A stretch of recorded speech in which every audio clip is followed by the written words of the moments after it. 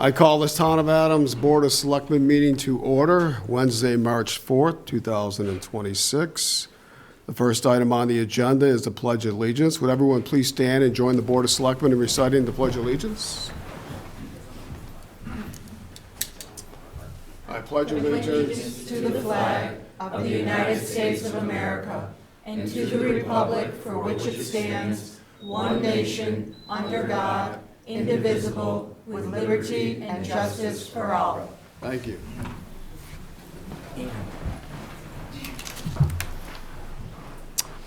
So we do have a public hearing scheduled for 6:05, just to inform the gallery. Next on the agenda is public comment. Is there anyone in the audience who would like to address the Board of Selectmen? Mr. Chairman, just a reminder to everyone who's here about recording, if you could read that I statement. will do that, thank you. Thank you. Thanks, Joe. The Board of Selectmen meetings are recorded and televised live on Northern Berkshire Community Television, Channel 1303. This meeting is being recorded. Is there anyone in the audience who plans on recording all or part of the meeting? We have the Berkshire Eagle, Jane. Anyone else? Please inform. Bush. And Dr. Bush. It's just inform the chair is the rule, and you are free to videotape and record. All right, everything? Mm-hmm. All right, thank you for your support. All right, back to public comment. We have Representative John Barrett. Thank you, Mr. Chairman, members of the board.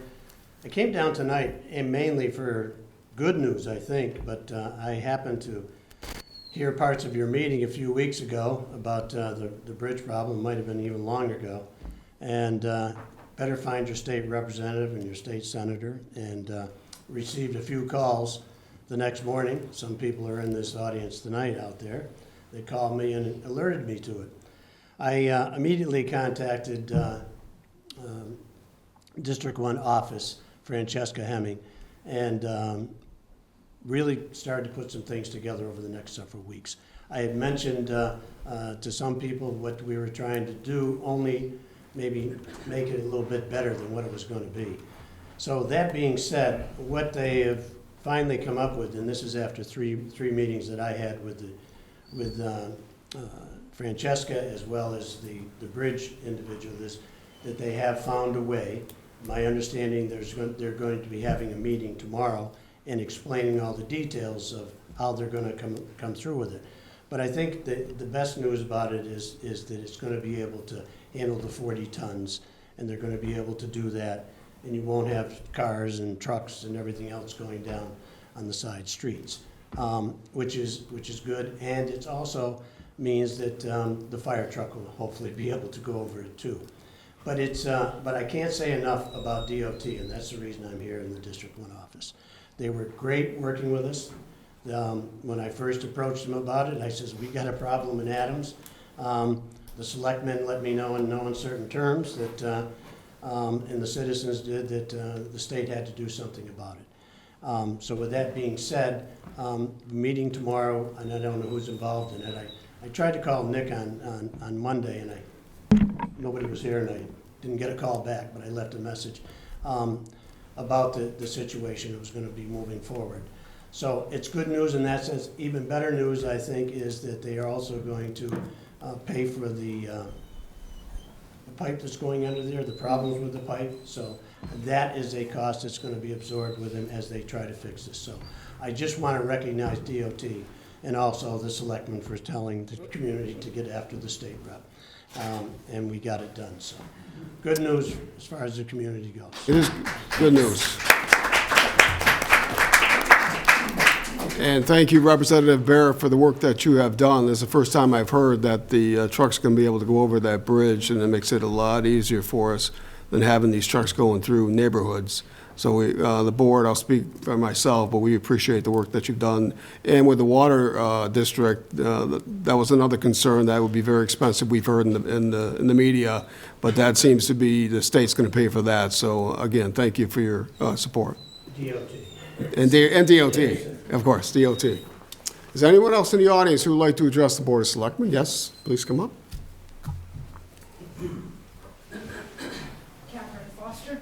I was away last week, and I know that you had an off-day meeting, and I didn't see a recording. I'm guessing it wasn't recorded. There's no minutes yet. So I just want to clarify, did you appoint Ashley as treasurer tax collector for an entire year? And does that preclude getting a position on the ballot?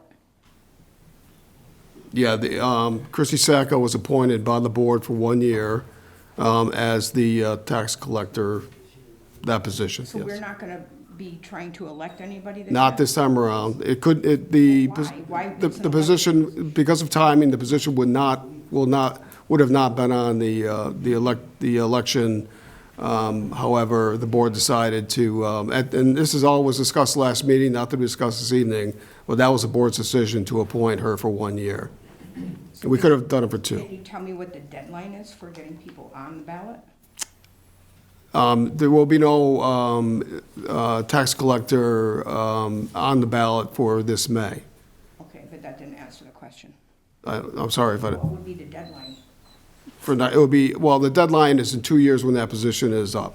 No, what is the deadline this year for the warrant, for the ballot? Oh, I don't have that date. Say it again. Do you want me to answer that? Yeah, go ahead, sorry. The deadline is passed? The board had a number of options, one of which okay. included appointing basically an interim collector treasurer, which is what they opted for. They could have placed it on the ballot. That was an option. They would have had to submit a letter to the town clerk the next day, which would have been, I think it was like 64 days. Again, and that was one of the options. And then, so much of the discussion centered around appointment for 1 year, and there was a consensus that the board will move a future warrant question at either a special town meeting or an annual town meeting to make a determination if there will be basically a ballot question to make that position appointed permanently. Right, which is something that some folks here have wanted for a while. This seems like a backdoor way of getting it, by just appointing someone and then saying, oh, hey, people, she's already here, so you want to just keep doing it this way? I mean, they were presented with options from town council, and they opted to appoint 1 year, and And that was in allowable. town meeting, the citizens, like, nobody had a vote on this. There will be a future vote Is about, this what's going to happen with the town clerk too? the That town, wasn't part of the discussion. That's another one that we want to make appointed, so are we gonna sneak somebody in like that and then just appoint them for a year? so the select board was responding to a resignation from President Collector Treasurer Kelly Rice, and they acted accordingly.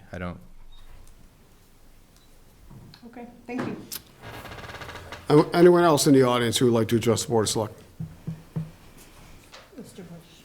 Oh, yes, Dr. Bush, May I approach you? I'd just like to give you a handout, is that okay? that's fine.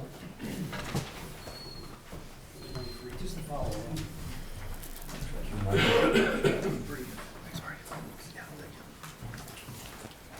Thank you. Thank you. Oh, it's okay. Sorry. That's all right. We'll get a copy. I had no idea. I got time about it. Thanks.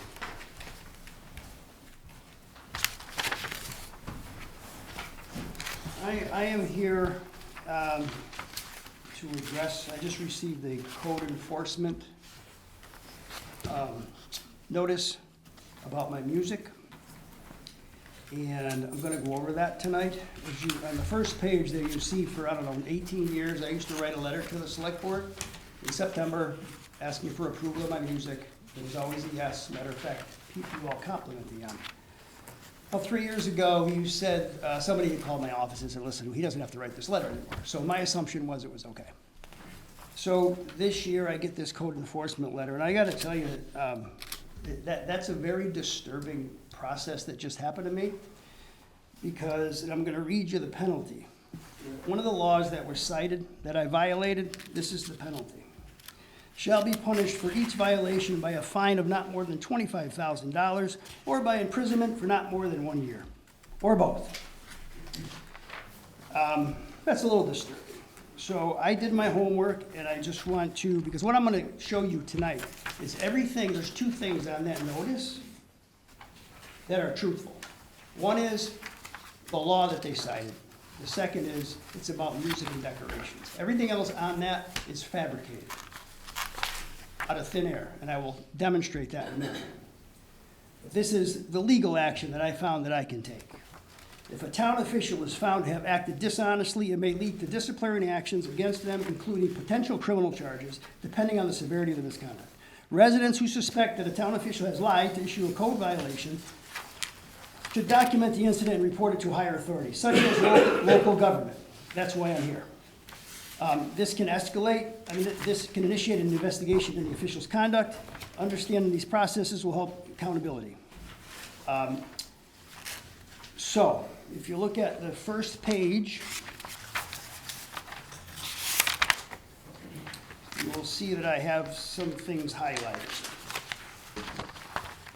So, first of all, it says, on January 7th, an authorized inspection was made on your property located at 9 Park Street, conducted by the Adams Code Enforcement Officer. And it talks about legal action against me. But if they even went to my office, I'm just gonna give you a scenario. On January 7th, they walked to my office. They're looking for music. My music is not playing on January 7th. It's shut off January 1. So they get there, there's no music. They look up at the speaker. Why isn't there any music out of the speaker? They're gonna see there's a video camera. I can't believe that they would turn around and go back to their office and write a complaint after seeing that. You know, the old saying, you know, what is it? I just forgot it. I don't know, not the brightest light on the tree. You know that? This is a power outage. If that's what they did, it's a power outage. What I believe happened, the only thing that makes sense to me, is they just Monday morning quarterbacked it from their office. Because the readings that they have, they make no sense.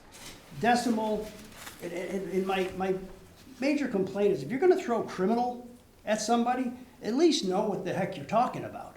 This whole thing that says 10 decibels above normal, that makes no sense. When you deal with decibels, you have to have a reference. That's the whole system, the decibel. You have to reference, what is it 10 decibels over? And if they just read the next, that comes out of the CMR, I think it's section 310, 7.1, if you want to read it after, if you want to write it down. But that's taken directly out of that. And if they just read the next paragraph, they would have understood what that means. You have to go get a baseline. So they would have to go over to my office. And if you just quickly look at the next page, you'll see outlined in yellow, those are the times they came. 10 a.m. to 10:30, and then at 5 p.m. I think you all can agree that there's gonna be a lot of traffic at those times. So that's gonna throw off your baseline reading anyway. Car traffic is about 70 decibels. My music plays at 55. My argument with Karen for years has been, she's been complaining about this for years. I said, my music is no louder than traffic, and the town bylaw states 65. So I'm well below that. But she just always would complain about my music being too loud. And I have a saying, let somebody talk long enough, they'll reveal their soul. And she finally did. She told me one day, I have a hard time with Christmas. Well, I have a hard time with a lot of things, but I don't expect the world to change around my issues. That's the way I feel about that. But regardless, they never took a baseline. I asked them to send me what their readings were, and this is kind of comical, I have to tell you. 88 decibels. Does anybody have any idea? And the funny thing about this, the day that they took this, January 7th, you had a selectmen's meeting. So if they took a reading at 5 o'clock, I don't know what time you get here, but I'm guessing about 5:30? Is that fair? An 88 decibel reading is the sound of a train whistle. I am fairly certain that if you got out of your car and you heard music playing that loud, you would have taken notice of it. Because that's loud. And the way the decibel system works, the technical aspects of it, every 10 units you go up, the sound increases by 10. So a cozy, quiet house is 40 decibels. So the difference between, let me just explain this for completeness. Linear and logarithmic. The 10 system is logarithmic. So a linear system, say you have 10, and you double it to 20. That's 2 times, twice as much. In a logarithmic system, you go from 10 to 20, that's 10 times. Linear system, you go to 10 to 30, that's 3 times. Logarithmic, you go from 10 to 30, that's 10 times 10, that's 100 times. You do that 3 times, you're 1,000 times. If my music's at 55 and they're saying it was at 88 decibels, that's 1,000 times higher than what I was playing before. It's impossible. But, again, this whole thing is a lie. And what frustrates me is when they knew I was coming, I'm sorry to bother you with this, but when they knew I was coming to the public hearing, I love these people that start the fight and they run. I was gonna go there and take this up with them, but they didn't wanna face me, so they canceled it. Why did they cancel? Oh, they said something, they misquoted some law. What law? I don't know. But it's just frustrating that, because I've had dealings with the Board of Health before, and I'm gonna be honest with you, this is approaching harassment for me. This is the 3rd round I've had with them. A few years ago, they sent me a summons to appear in criminal court in Pittsfield. I had a well-respected, somebody I respect highly in this town that I had a discussion with, and when he told me, Marty, this is personal, that frustrated me. So I went to the meeting, I confronted the guy nicely at a public hearing, and the next day the town called me and said, it was about a fire escape, we'll take it down for you. It's not what government's supposed to be about. You're not supposed to pick, there's somebody over here that doesn't like me, I don't really care who it is, but they're not supposed to be in a position where they can pick a fight and go after the people they don't like and use their position. That's scary. And that's what they did here. There's no doubt in my mind, because this thing is 100% false. And, I have a huge, huge problem with that. So what they might have dropped it, but I'm not dropping it, because I have avenues for me. Like I said, I'm coming to you, and I'm gonna give everybody in this room an off-ramp, because I'm pretty ticked off at this, because I'm wondering what's gonna happen next. Like I said, last it was a criminal complaint, appeared in court in Pittsfield, now they're throwing these charges at me. What's gonna be around the corner? And you can't, it's hard to fight somebody that lies. It's impossible. I got lucky here, because they weren't the brightest light on the tree because they didn't do their homework on this. This is not that difficult. But the off-ramp I'm gonna give is, they might think it's over, but it's not. But the only thing I'm asking for, I gotta live in this town, I know who pays the bills, the taxpayers. My options are, I can continue with this, I can ask for a judicial ruling, I can bring this to Superior Court, I can follow it up with a harassment lawsuit. This has already been explained to me, because this is the 3rd time. I don't wanna do that. These taxpayers in this town have supported my business for 30 years. I'm very thankful for that. I don't wanna cost them more money by doing something like this. So this is all I'm asking. And I'm asking you because you're the government entity, the other side's running, because they're a bunch of cowards, in my opinion. All I'm asking is an apology from them. I just want it concise and to the point. I don't want it spun, some attorney talk to spin it. I said, if I get what I want in that apology and it tells me exactly what they did, and I have it, it'll go in a drawer, and you'll never hear from me again, unless they do it to me again. That's all I'm asking for. So I'll leave it up to you. But I am prepared to continue on with this, because this is wrong. I don't think anybody in this room is going to agree that it's not wrong. And I don't think you use your position to attack people you don't like. I would hope not. I explained this to my kids. When they were growing up, I said, do you think I like everybody that comes into my office? I said, I don't. Some of them I really don't care for. But it doesn't mean I do a lesser job. That's what professionalism is. We don't have much on that other side. I will tell you that. Thank you for your time. Well, thank you. Just got a question, is the Board of Health meeting, they did have an agenda item, then it went away. Now, is that it for this? It's done. They withdrew the complaint. They withdrew it today? Okay. Okay, thank you. Anyone else in the public comment? Yeah. Okay.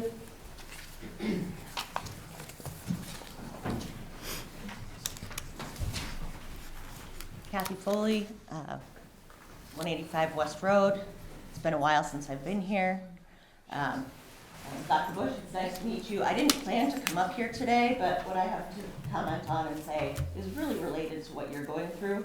I'm sorry to say, but every single one of you, not necessarily you, Nick, because I haven't met you yet, knows very well that I have been up here before this board and I have talked to 3 town administrators before this about the very same thing, code enforcement officers and harassing people that they don't like. I too have had a Board of Health violation order, actually 2 of them that were overlapping, and I had an appeal which disappeared for a while. I requested appeal and I had to chase it. Finally, I did have an appeal, and at that hearing, our code enforcement officer, David Reinmiller, said that I was a public water source. And there were all of these other things that I needed to do as a public water source, even though the law was being read wrong. And long story short, the next day, they found against me. The next day, he reported me to the Mass DEP as violating the public water source regulations. So they came out and investigated me. Now, this is the 3rd or 4th different out-of-town entity that false reports were filed by our code enforcement officers, both Mr. Reinmiller and the person before him, based on personal issues that were false. And once again, the DEP came out, inspected my farm, and found in no uncertain terms we are nowhere near being a public water source, and sent a letter saying that much to the board and to Mr. Reinmiller. Now, even though on their agendas, the Board of Health says often that they're reading their mail, they've never read a piece of mail from me, and they did not read out or include or publish this letter from the DEP. I've asked last month to please get on there due to this letter, and that's what they based their decision on. I'd like to come before them and request that they withdraw that. They wouldn't put me on the agenda. They said, oh, we have a hearing that day, next month maybe. They've ignored me since then, and they didn't put me on their agenda this time either. You're much more well-known in this town. I'm so glad that they withdrew their complaint on you. They're not doing that for me. So I'm going to have to pursue it further unless they meet and have this withdrawn. But I think, I've stood up here and called it bullying and harassment. I've got plenty of written evidence. And most of you know that very well because I've sent it to you. I've sent lots of things copied to all of you, and never once, even when I've asked for replies, never once has anyone on the board ever replied to any email that I have sent. So I really ask you all to take this very seriously. Make it an agenda item. You've got rogue code enforcement going on in this town. And by ignoring it, you're essentially enabling it. Because the more it happens and nothing happens and there's no consequence, even when it's reported, that it just empowers them to do what you want. So yeah, Dr. Bush, it'll happen again. Because I had to go through Mr. Reinmiller on the planning board and the zoning board. And then as soon as he became code enforcement officer, through a public records request, which has unfortunately been the way I've learned a lot of this stuff. Very first day he wrote violation letters, sent one out to me. Please take it seriously this time and do something. Our town deserves better. Yeah, I'd like to make a few comments. No deliberation though, Joe. What? No deliberation in public comment. Mr. Chairman, could you tell me what deliberation means? He's going back and forth with anyone discussing the topic. It's not on the agenda, so. Well, we let people As a speak, selectman, I think I have the right to say something. but there's no deliberation according to the Board of Selectmen's rules, which we approved. I don't see how you could have anticipated this topic when I didn't. No, we listen and we take we listen to what people have to say in the community, and we listen. Well, you know where I stand, Kathy. Yeah. I helped you out, and I believe that what's going on, and this just solidified it. And I've been castigated for saying things like that because I'm not correct all the time. I'm usually wrong, but I know the situation, and I'll stop there. Okay, just going So, yeah, I by. ask you to please get it on the agenda. My therapeutic riding program has been shut down for 2 years because of this. And now with the camping, even though we went through and got it, all the special permits, and it's recorded on the deed, and we're not a public water source, our hands are tied, and we're already turning away reservations for the spring. Okay, thank you. Anyone else from the audience would like to address the Board of Selectmen? All right, hearing none, moving on to approval of minutes. We have the January 28, 2026 Board of Selectmen minutes. I believe everyone was there. What is the board's pleasure? I'll make a motion that we approve the minutes for the January 28th, 2026 Board of Selectmen's meeting. Motion by Ann, do we have a second? I'll second. Second by Christina, any discussion? Hearing none, all those in favor say aye. Aye. Any opposed, any abstentions, unanimous decision? Okay, a little late for this, but this is a public hearing. I need a motion from the board to go into public hearing to determine whether the alleged nuisance dangerous dogs, Mason and Penny, located at 14 Grandview Terrace in Adams and owned by Mr. Jonathan Moffett, should be deemed nuisance or dangerous dogs, and if remedial action shall be taken pursuant to Massachusetts General Laws, Chapter 140, Section 136A, Mass General Law, Chapter 157 to 174, and Chapter 14 of the Adams Town Code. Mr. Chairman, before you take that vote, I will be recusing myself. This public hearing was held on February 18th and continued until today. I was not present on February 18th, and despite my attempts to receive a copy of, or a recording of the February 18th meeting, I was not able to do so in time to prepare for today. Okay?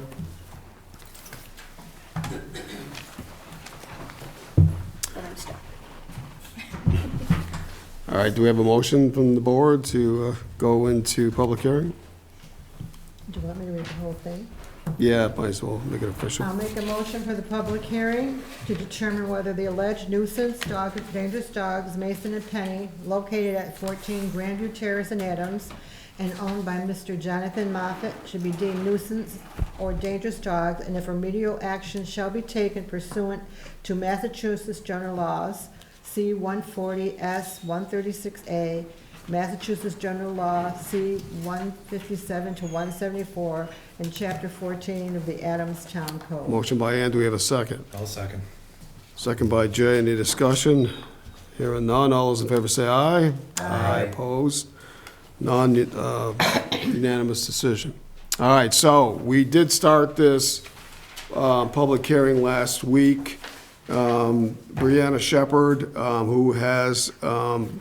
who completed a complaint form for a dangerous dog complaint, provided the board with a packet of information of what transpired with the individual dogs that were named in the motion. And we went through that last week. Chief of Police also provided input. And I believe one of Brianna's dogs were bitten by a dog owned by Mr. Moffett, and we were provided with pictures. So what the board did was we did post a meeting notice in the required amount of days, and that was received by Mr. Moffett. One of the last pages are the dates that they signed for them. I know Mr. Moffett was a bit later. We did get that signature, I believe, right? Okay, so we're good there. Mr. Moffett couldn't make it last meeting, but he is here today.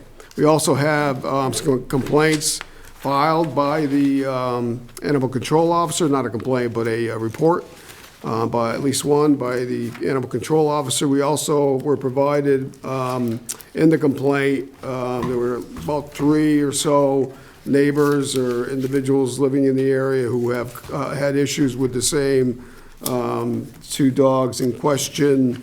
So that was all provided last 2 weeks at our last meeting, regular meeting. and we are now going to continue. So we did hear from Brianna Shepherd the last meeting. So we'll get this public hearing started. So this was published, posted, and served upon interested parties as required by law. The chair should establish ground rules, which I'll do, informing those that testimony will be limited to the issues directly related to the subject matter of the hearing. Only one person will be permitted to speak at a time. All discussion will go through the chair. All parties will be expected to conduct themselves civilly. Any argument between parties will not be permitted, and the proceeding should be recorded, which it is, and the recording be preserved, which it will. It will be posted as part of our meetings, that we post all of those. Okay, so I need to ask again tonight, anyone who will be, any witness, anyone who will be speaking this evening, and Brianna, you may want to stand, Shepherd, just in case you're brought back up for any discussion. But the chief, the animal control officer, Mr. Moffett, any other witness who plans on speaking this evening, would you all please stand? Okay, and the answer will be, the response will be, I do. Can you raise your right hand? Do you swear that the testimony you are about to give in this matter is the truth, the whole truth, and nothing but the truth? Okay, thank you. I'd like to ask Mr. Moffett to come forward and to provide us with any recent information that you have. Yes, thank you. Yeah. I would like to apologize to the board for not being able to make it last time. Would note that the certified mail that was signed was not signed personally by me, Right. but was signed for by Sean and was picked up, and I did reach out to Mr. Kakamo as well as the secretarian, Dangeliu, to inform them that I was unable to make it and ask for a continuation. As far as evidence is concerned, I'd just like confirmation before I start that the petitioner's case in chief has rested with respect to the evidence that she intends to provide in support of her complaint. Mr. Chairman, yeah, I would suggest that, this is a suggestion, it's up to you as the chair. Sure. that Brianna comes up first so she can hear what was said last meeting. So you're putting somebody up in front who hasn't heard the testimony from the person? Well, Brianna spoke last meeting. Right, but he wasn't, no one was here. I obtained a recording from Okay, last okay, time. as long as I'm just you're- asking that she has completed her Right, evidence. she did. Her part, she did complete. The board can go back and ask questions of her, Okay, okay? But she did present her case, thank you. okay? So, as a preliminary matter, I would like to introduce you all to Penny, who Okay. is the alleged dangerous nuisance dog. She's a Catahoula leopard dog. May I approach the board? Yeah, that's fine with me. I don't know about that anymore. She loves people and she's just a little friendly dog. Is very curious. And she has just turned, she's just turned 3 in October of this past year. And unfortunately, the other dog, Mason, is no longer with us due to medical issues. And he's had progressing issues and unfortunately is just no longer here, which is very heartbreaking for all of us. But I would like to first state to the board that petitioner failed to present sufficient evidence to support a finding of dangerousness by this board.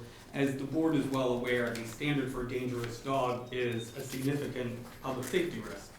And I note for the board that there's been no allegation that either Penny or Mason posed a significant public safety risk to any person, including the plaintiff, the petitioner, or her dog.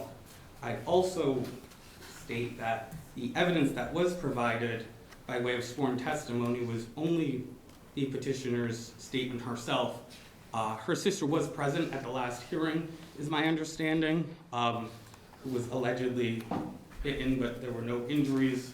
And she was not sworn in, she did not present any testimony to this board. So I would ask this board to question and to call into question the credibility and reliability of any new evidence that is then presented today that contradicts the evidence that was presented at the initial hearing. A lot of the evidence that was presented, I received a packet including some log notes from the Adams Police Department. I note that those log notes date back to 2023. There's not anything from 2024, 2025, or anything more recent. And the letters that were obtained reference matters that are within that 2023 age range. And there were many allegations that were made that were actually not correct, and I have evidence that I can present to the board to disclaim a lot of those accounts, including some of the statements by a neighbor regarding her Rottweiler Chloe. I have some pictures of Mason playing with her dog Chloe well before he was on leash when he was a little puppy. And I also have additional evidence that I can present to the board, but my position at this time for the board is that I don't have a case to present. It's not my burden to establish to the board that my dogs are not dangerous. It's the petitioner's burden to establish that they are. And I would have the board note that the petitioners failed to meet that burden. I'd note that the petitioner not only failed to meet the burden of dangerous dog, but also failed to meet the legal definition of a nuisance dog as well. There were not multiple indications or multiple allegations of barking that caused an ill person in the neighborhood to suffer discomfort. There were not multiple allegations within a time frame that was named that indicated any other behavior that was problemsome. So that's how I would like to address the board going forward and understanding the evidence that I have to present. I got a question for you. You mentioned briefly that we started here with 2 dogs, and you mentioned one is no longer with us, right? That is correct. And that is Mason. Correct. So Mason is no longer with us now. Everything now is focused on, well, we still have a case that was brought forward about Mason and Penny. So Penny is with us this evening, okay. I just want to clarify that. Okay. That is correct. And Mason was licensed, as well as Penny. Both dogs were licensed with the town. Unfortunately, Mason is, as I've stated, no longer with us, but Okay. they were both licensed. A note for the board that a dangerous dog cannot be found merely by barking or growling. There has to be some additional behavior that a reasonable person would find a threat. And in this case, that was not presented to the board. I note that Ms. Shepherd's testimony at hearing contradicted her written statement, in that she repeatedly told this board that Penny attempted or tried to bite Winnie, but it was presented in her written statement that Penny in fact bit Winnie, which is incorrect. Penny did not bite Winnie. Winnie in fact bit Penny, I believe on the paw, because Penny was limping and licking her paw after this incident. I'd note that no photographs of any injuries were turned over to the board, but I do have a photograph of Penny's paw, and I also provided just a timestamp as well, so the board knows when that was taken.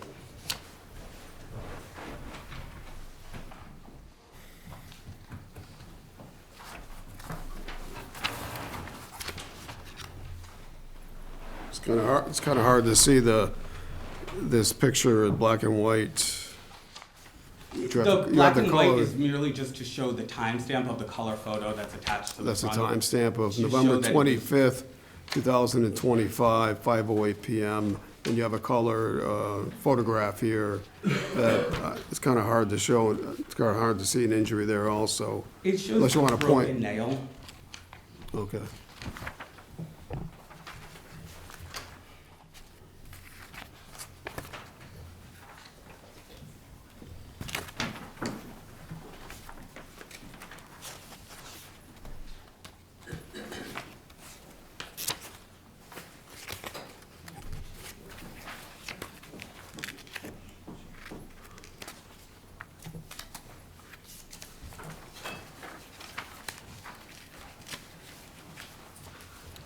Do you have anything else to let us know? Yes, I do. In the written statement, as well as to this board, the petitioner stated that I was placing my dogs in the truck, they got loose, and approached her dog. Her dog was off leash at the time of this incident. Her dog's regularly off leash walking through the neighborhood. Petitioner indicated at the prior hearing on the 28th that occasionally my partner and I are walking the two dogs and would turn around. That would occur very rarely. We've walked by them multiple times, but that would occur when they were off leash and they were Winnie was regularly walked off leash. I believe they also have a family member who has a similar dog that lives in the same neighborhood, and they would walk together off leash. But we've definitely passed by them more times than we've turned around. But if we were concerned, we would turn around to make sure that everyone was safe. I would note that that behavior of walking the dogs off leash was a regular and systematic behavior that the petitioner engaged in multiple times, and at the time of this occurrence, the petitioner was walking by my house, approaching the driveway, and then Penny got out, she ran up to the petitioner's dog, they turned around, and the entire engagement, despite her written statement that it happened well down the road, occurred in the driveway of 12 Grandview, which is right next door to my front yard. And I did not get out of my truck because my dogs take both of us being out as a game to run around and to not get in. Because I stayed in my truck, I was able to observe the entire occurrence take place. I did not see any dog bite. There were no allegations that any skin was broken or any blood occurred. I note for the board that if there was bruising, if there was sufficient bite force to cause bruising, there should be sufficient bite force to cause blood to come out as well. There were no scratches.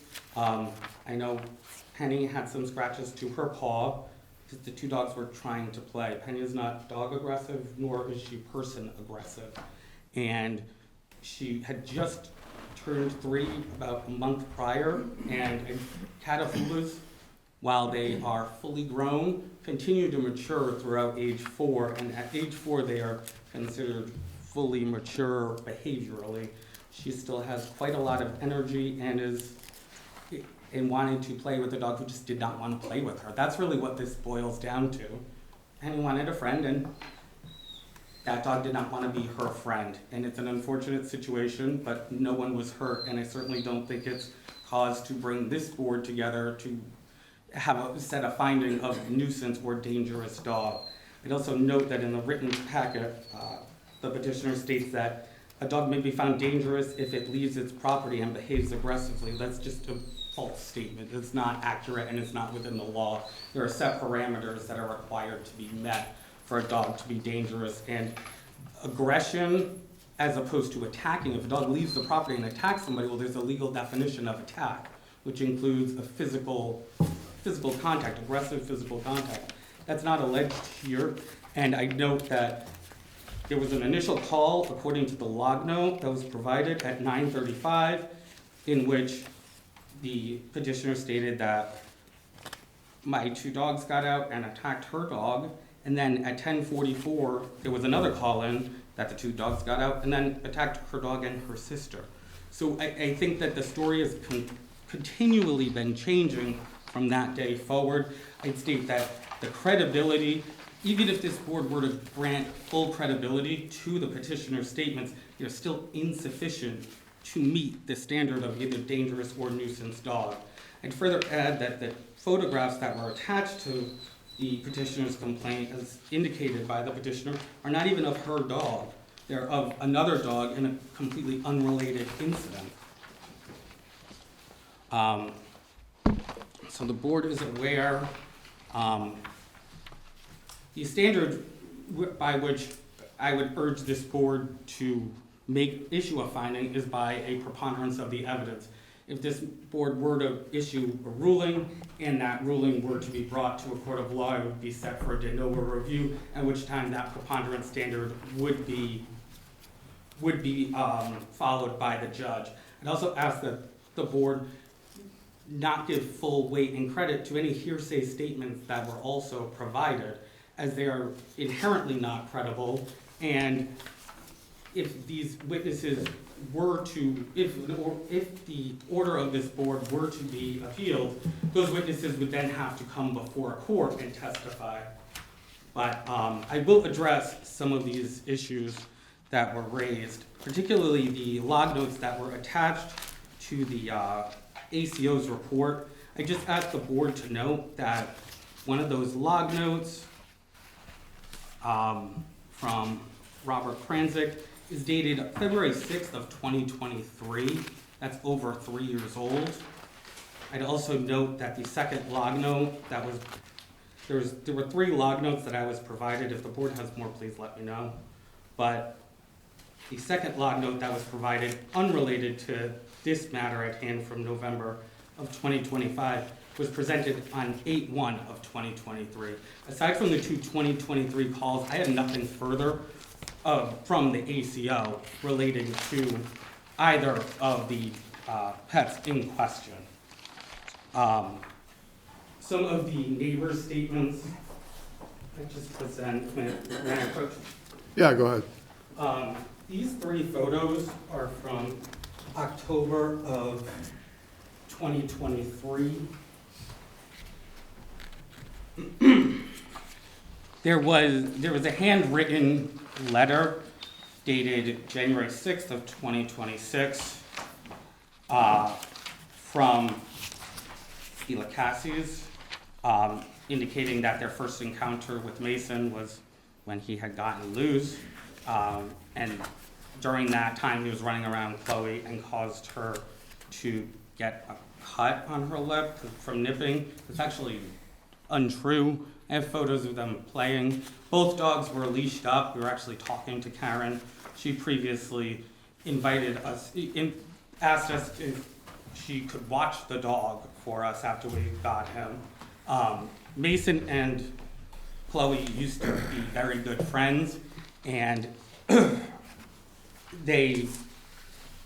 believe the photos show his paw in her mouth. She ended up getting scratched as a result, and I believe where she bit her tongue, one of the 2, but they no longer played after that. He was a puppy and was obsessed with her, and that was about the time, that was the last time that they actually ended up engaging with one another. But he would go over there and try to see her. He'd run around the house trying to find her, and then when she wasn't outside, he'd go up to the front door and sit there and cry.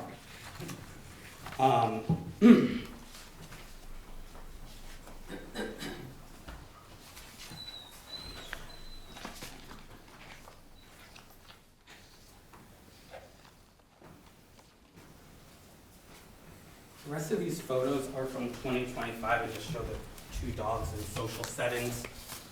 Last year we went to a 4th of July parade with both dogs. We had no issues. And as you can see from the photos, they've been inside the Graduate Hotel. They go inside stores. As long as they're moving, they're pretty quiet and not an issue. But I certainly don't believe that their behavior raises to the level of nuisance or dangerousness. I note that the January 5th letter from Robert and Karen Foote does coincide with that August 1st, 2023 log note as well. The letter indicates that it was the summer of 2024. I just correct the board. That was actually the summer of 2023, and both dogs were born. Mason was born in July of 2022, and Penny was born in October of 2022. Both dogs were under a year old at the time of both of those incidents.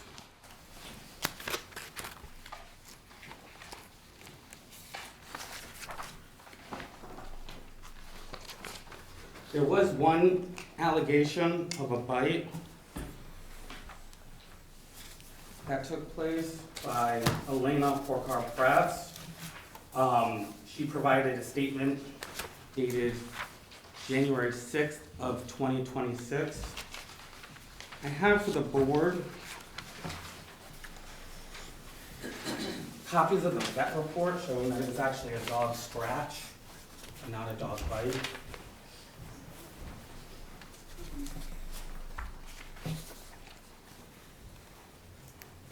Additionally, I have photographs for the board of Mason's injuries during that play date as well, because both dogs were puppies.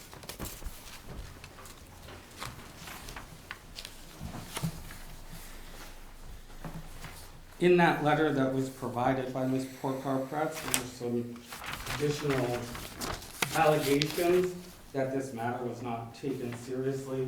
I note for the board that the report was received on May 19th, and I provided a call log showing that I had multiple calls with Ms. Porcar-Pretz after we had received that. And I also have photographs from her Facebook of the alleged dog that was involved in that incident after she had been informed of the leash law and still had her dog at the Glen off leash.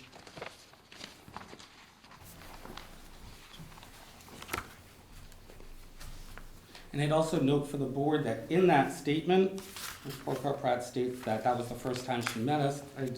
That is false. We had actually met her the fall prior at the Glen when our dog was on leash and her dog was off leash, and she asked for assistance with her immigration status.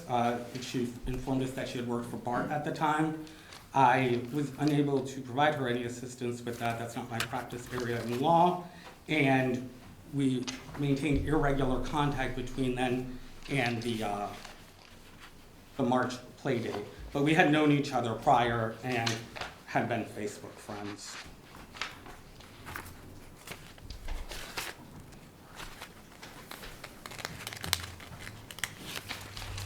I'd also note on the day of the incident in question, on November 25th, the petitioner's sister kicked at Mason, at which time I did not observe Mason try to bite her pant leg, but it would reason to me that it would not be an unreasonable behavior to bite at a pant leg. He did not cause any injury to any party, and he was actually immediately put in the vehicle.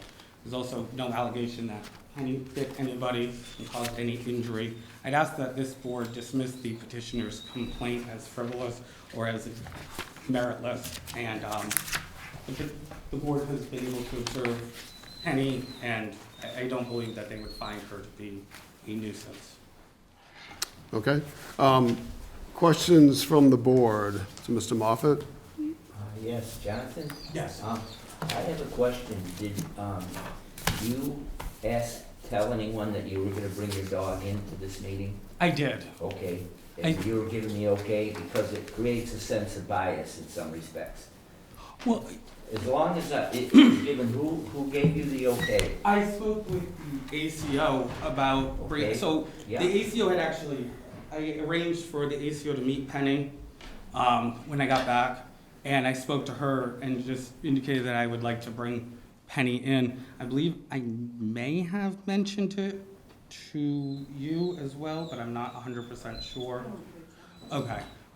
And just. So, George, let's, Kim, if you want to come up and respond to You that. asked if anybody had any questions. I have a few more questions. I know, I'm asking Kim if she wants to respond to that Okay. response. He did mention that he would like to bring the dog, but I did not say, yes, you can. I just said, I don't think there would be a problem if you did. I didn't know if he would call and ask. I didn't think there would be a problem, Okay. just so that you could get an idea how she was acting. Thank Sorry, you. Mr. Chairman, That's I okay. didn't know that. That's fine, thank you, For clarifying. thank you. Yeah. And may I also ask, you said that you had to put one of your dogs down.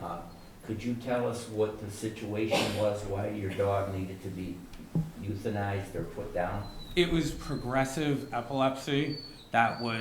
He was having breakthrough seizures, and initially they had been controlled with medication, but they were continuing to break through, and on top of them breaking through, they were continuing to worsen. Initially, they were not grand mal seizures, but he ended up having grand mal seizures that were breaking through, so, Okay, I'm sorry about that. thank you. Also, usually one was a female and one was a male.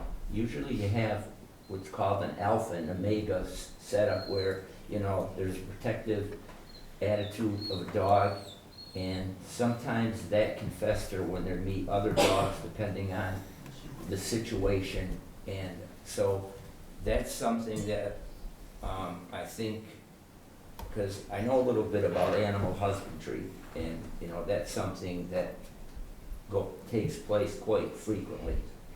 And the last question I have is, the incident in question, everything that you brought forward was from this case, that Miss Brianna Shepherd and her sister, I think it's Claudia? Okay, so everything that you sent forward to us was, because it's hard to see everything, and when you're talking your name and other names, and I got the gist of it when you started to say other people chimed in, but to me, that's after the fact.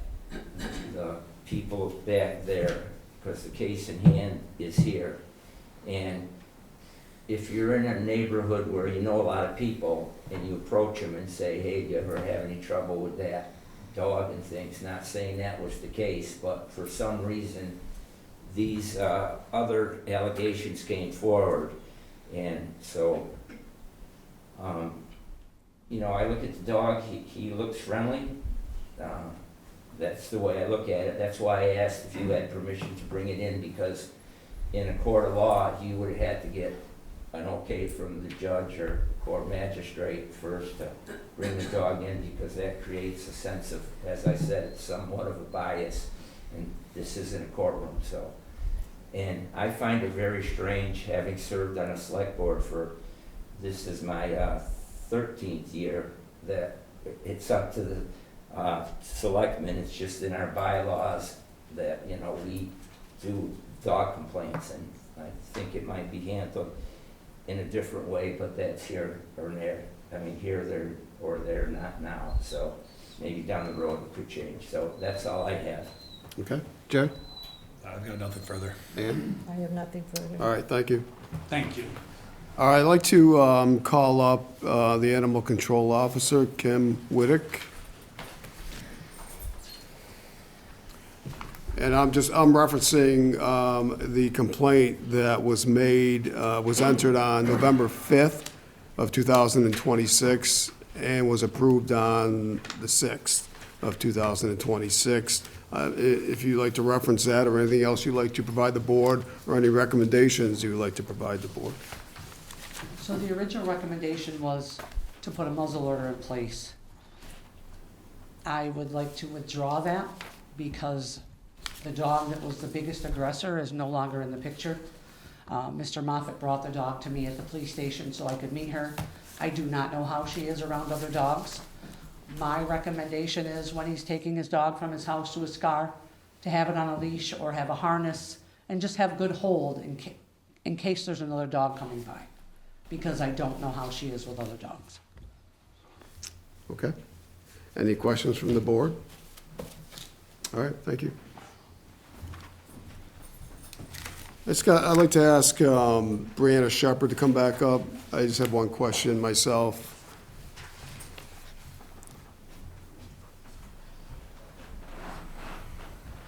Now, the original complaint was against Mason and Penny, and Mason is no longer with us. So, as part of the complaint that you provided, I was kind of trying to look for names, individual names and things, but with one of the dogs no longer with us, what are your thoughts on that in regards to the incident that happened? Was the one more an aggressor than the other, or? Thank you for asking that. Yeah.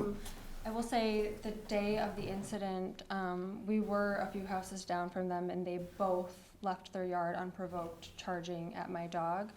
My dog kind of cowered behind my children's stroller, and both of the dogs bit and aggressively attacked and barked at her, and she did not retaliate. She cried the whole time. So they both did attack her, and I did not get a picture at the time of if one was more aggressive than the other.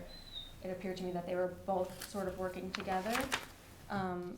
and Mason was on a leash, so they were able to grab Mason sooner than Penny.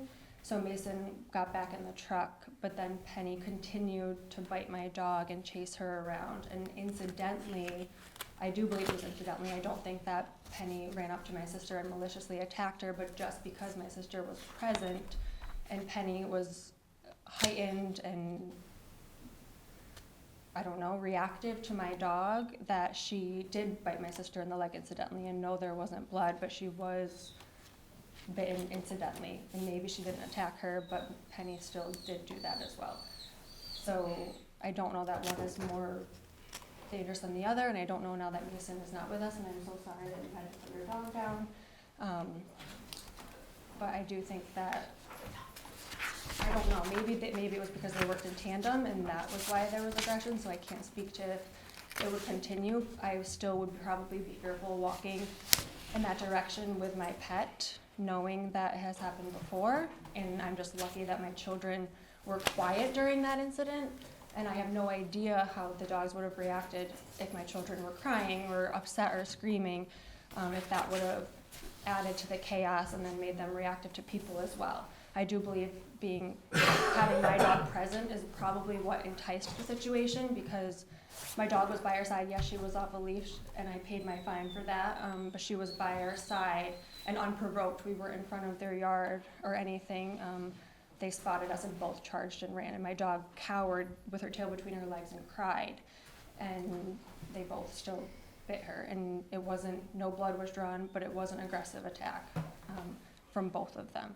And maybe Penny worked in, because Mason was the alpha, I'm not sure, but both of them did bite my dog. Okay. Any questions to Brianna for this evening's testimony by Mr. Moffett? Okay, thank you. No, yeah, no. All right, Chief, you all set? Nothing to add? I was just here representing the ACO last week. Okay. Is there any other witness here that would like to provide information to the board? Hearing none, the board, do you have any final questions for the witnesses? Hearing none, could I have a motion to come out of public hearing? I'll make a motion that we come out of public hearing. Motion by Ann, do we have a second? Second. Second by Jay, any discussion? Hearing none, all those in favor say aye. Aye. Opposed, non-unanimous decision. Now the board will deliberate on the information that's been provided, the two hearings that we had. The complaint submitted was a dangerous dog complaint. Just to remind the board, as we've been through this before, the last page, I don't know if you have this from KP Law, but a nuisance complaint, if the hearing authority deems a dog a nuisance dog, the hearing authority may, in its discretion, order the owner or keeper of the dog to take action to mediate, something like that, the nuisance behavior, all right, to put a control of the nuisance behavior. The board has that authority. If it's a nuisance complaint, a dangerous dog complaint, if the hearing authority deems a dog a dangerous dog, it shall order one or more of the following remedies to be imposed. The first one, that the dog be humanely restrained, but not chained, tethered, or otherwise tied to an inanimate object, including a tree, post, or building. Two, that the dog be confined to the premises of its owner or keeper, either indoors or outdoors, properly sheltered from the elements, in a securely enclosed and locked pen or a dog run area with a secure roof, and if the enclosure has no floor, with size not less than 2 feet embedded into the ground. Three, that when removed from the premises of the owner or keeper, the dog shall be securely and humanely muzzled and restrained from the chain or other tethering device having a minimum tensile strength of 300 pounds and not exceeding 3 feet in length. Four, that the owner or the keeper provide documented proof of no less than $100,000 insurance for claims resulting from the intentional and unintentional acts of the dog or the reasonable efforts to obtain such insurance if a policy has not been issued. There's 3 more. 5, that the owner or keeper provided the licensing authority, animal control officer, or other entity identified in the order, information by which a dog may be identified, including, for example, photographs, videos, veterinary examination, tattooing, or microchip implementations to implantations, or a combination of the information. 6, that the dog be altered so it's unable to reproduce unless the owner or keeper provides evidence that a veterinarian is of the opinion the dog is unfit for the alterations because of medical condition, or the dog be humanely euthanized. Okay, so we've been through this before. We've seen that list. So first, there'll be discussion. The board needs to determine if this is a nuisance or a dangerous or none of the above result after the hearings. Board, up to the board for deliberations.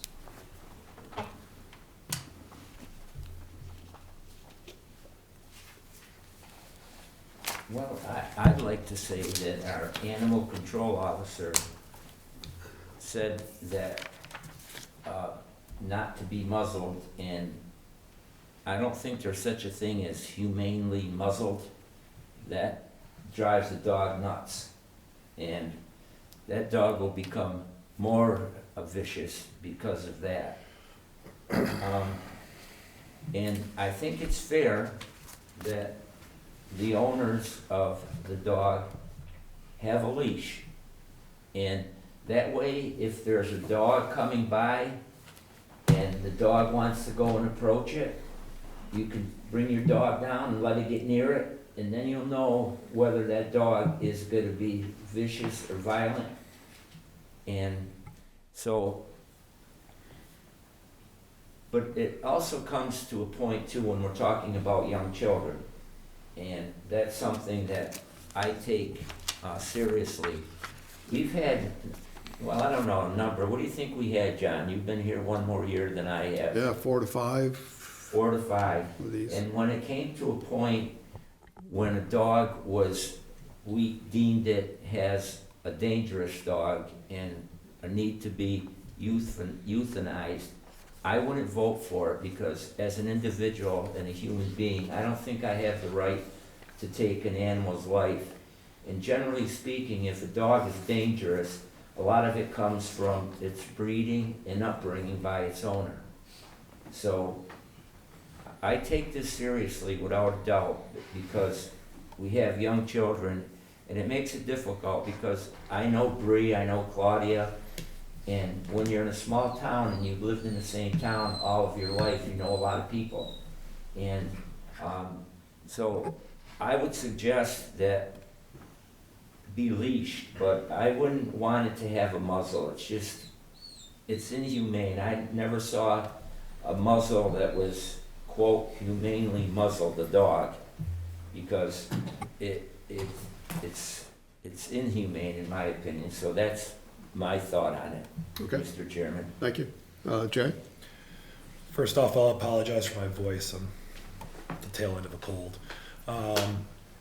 So between the 2 hearings, we've had quite a bit of testimony. And essentially, this situation comes down, in my mind, to a he said, she said in terms of what actually truly happened.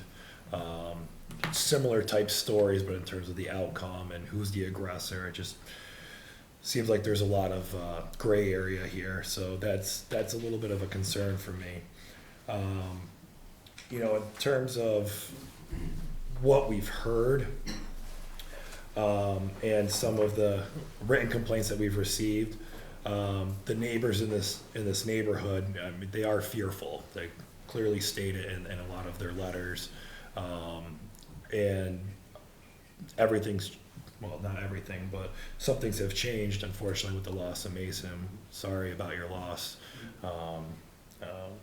So when it comes to where my opinion is on this, I think the neighbors have a right to be concerned. I'm a dog owner. I have a leash on my dog at all times. My dog's 140 pounds. Never has had an incident whatsoever. I have full control of that leash with my dog. I think it's really important that you guys continue to have control of your animals, and now having one rather than two might give you a little more control.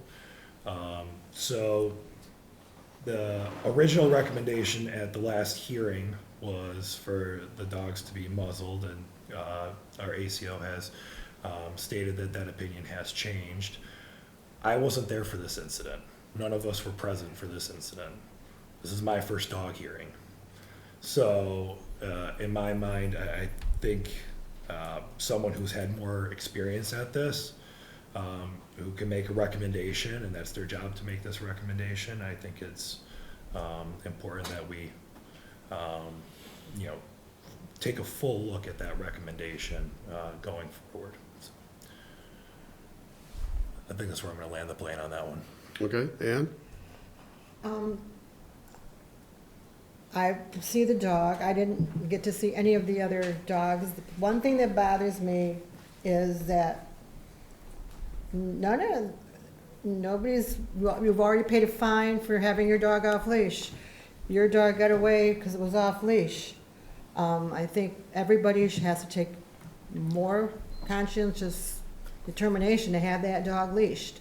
And I'm not just saying you. I work down at the visitor center, and one day, and I almost called the dog officer, I saw one lady, 5 dogs, no leashes.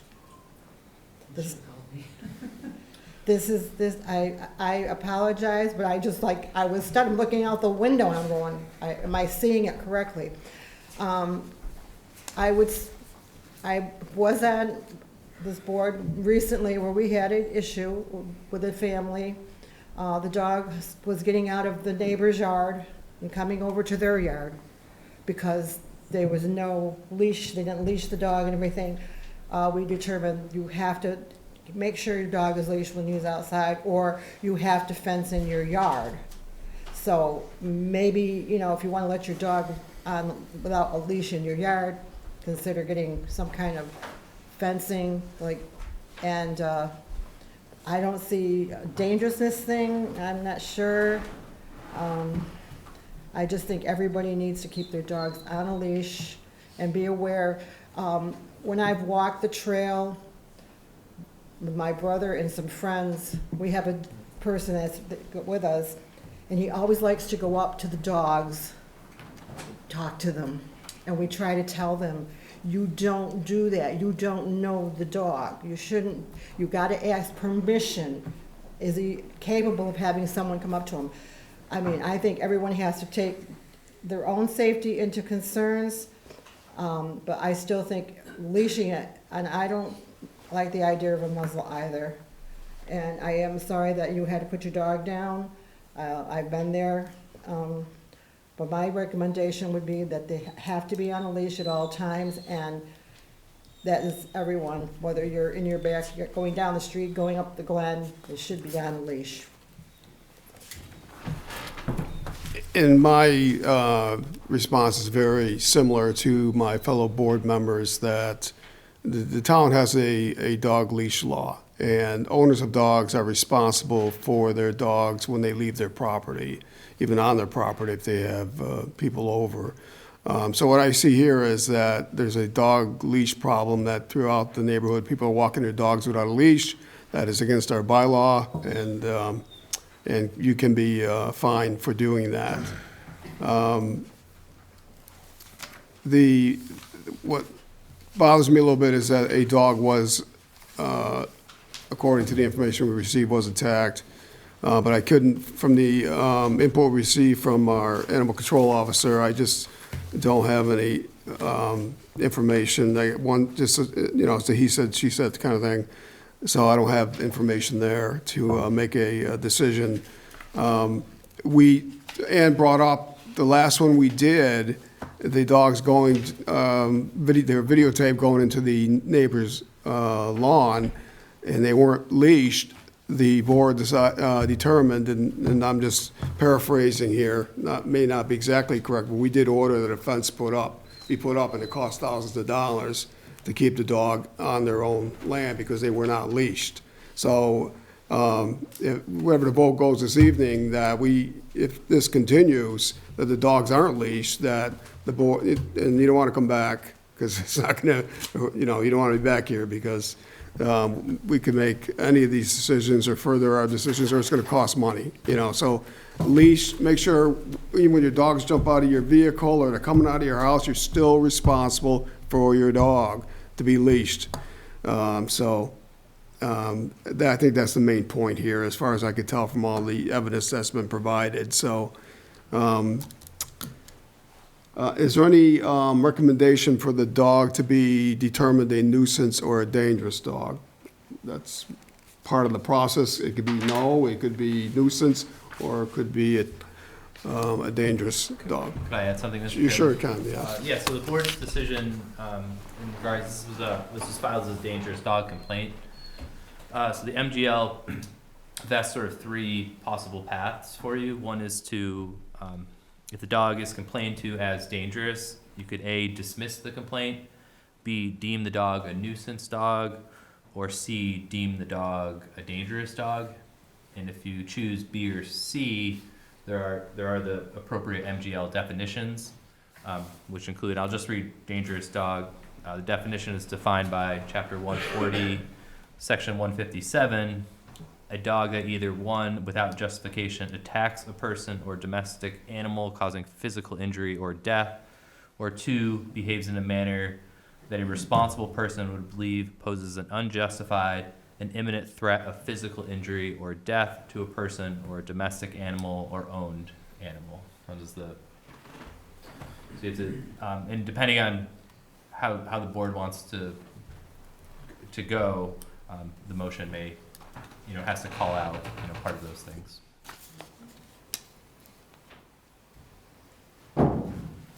I'll make a motion that we dismiss it as being a dangerous dog.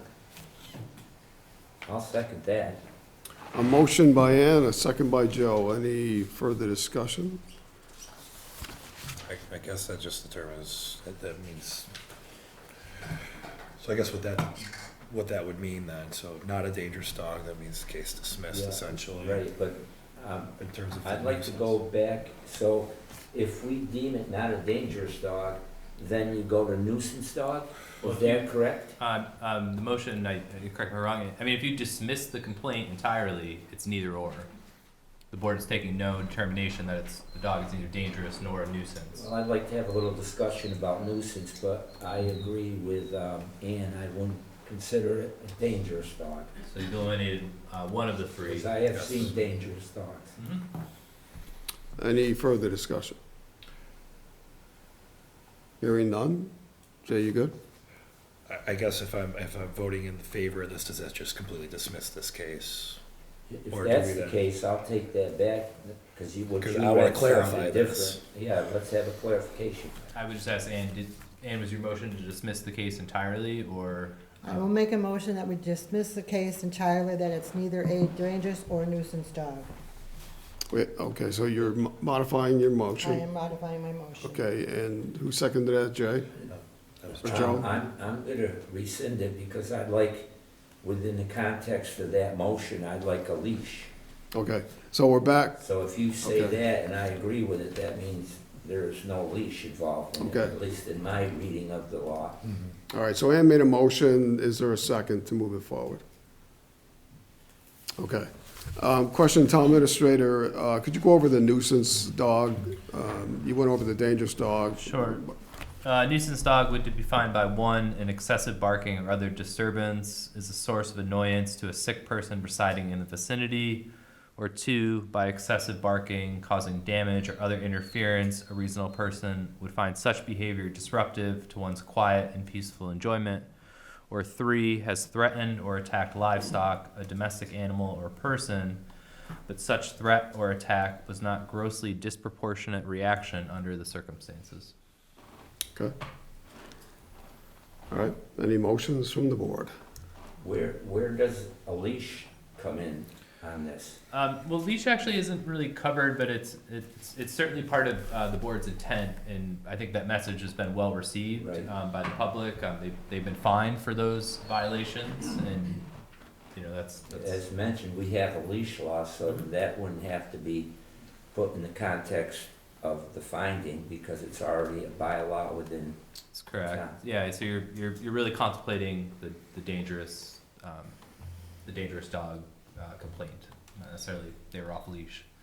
That is its own problem, and they've been fined, and they've paid that fine, and this board has reiterated the importance of Right. General I dog. would, even though it's in the bylaws, I would like it part of the motion because that kind of doubles down on it. The leash law.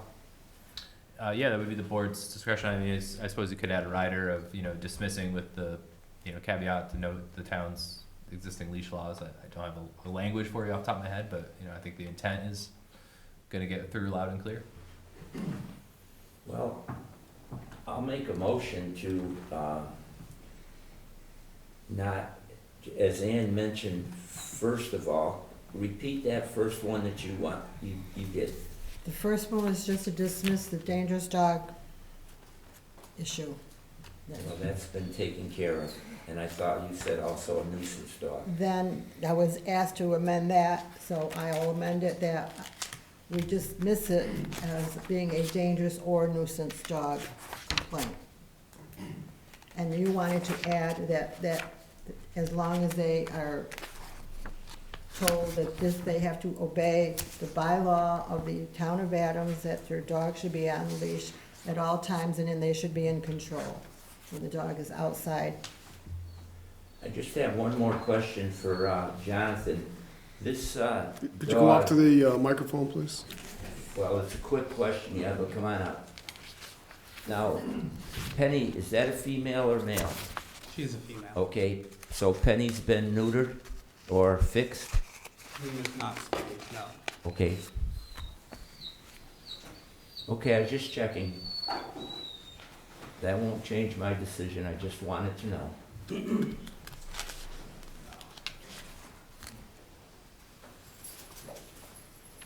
Well, I'll make a motion that the dog is not either a dangerous or nuisance dog, but within the context of my motion, although the town of Adams has a leash law, I would like to have that written in as part of my motion to make sure that it's understood. Got that, Jordan? Okay. All right, we have a motion by Joe. Do we have a second? I'll second. Second by Ann. Discussion? Just a quick one here. I'm in favor of this as well. But, the amount of evidence that we got from a lot of the neighbors, although it's not pertaining to this specific case, would qualify in some cases to be a nuisance dog. So that you look at the totality of everything here that we've been given by neighbors. I just caution the owners, please be mindful of your neighbors. And so hopefully this doesn't come up again. Because even if we do find that this isn't a dangerous or a nuisance situation, this is in people's minds, what has happened tonight. So just want to caution you guys, please be mindful of your neighbors. Any other discussion? I just have just one more, Kim, one more question, if you don't mind coming up. So you were, so we weren't there, right, at this incident, but you were called and you went up and took a look at it. For each of the nuisance dog and the dangerous dog, it does mention if a dog is bitten, right, in so many words, that does qualifies as a dangerous or nuisance dog. As one of the, so could you explain what your thoughts are on that? In our training, because I have Yes. to do training, I've done extensive training, they have told us, yes, there's the general laws that are put out by Massachusetts. Right, They told us to use a lot of our own discretion, and as you know, I've brought a lot of dangerous dog hearings to you. right, And I had told Ms. Shepherd in the beginning, I said, it did not warrant me to bring this forward as a dangerous dog, because I did not see it as a dangerous dog. That's when Ms. Shepherd brought forward the complaint for dangerous dog. So me being animal control, I had to do my job and bring it forward. I wasn't there. If I had been there, maybe my opinion would have been different. And I based it on my training and on all the cases that I've handled already. So did you see the shepherd dog and see any injuries on the dog? I just saw the pictures that she gave us, Pictures? and I thought that was her dog, but it wasn't. But I did meet her dog. Okay. She did tell me that the dog, there was no skin broken, it had a broken toenail, that it had bruises, and the vet said just to watch for certain things. Okay, Okay? thank you. Any further discussion by the board? Hearing none, all those in favor say aye. Aye. Opposed, none, unanimous decision. Thank you. All right, the public hearing is concluded, deliberation is concluded. We'll be moving on to new business.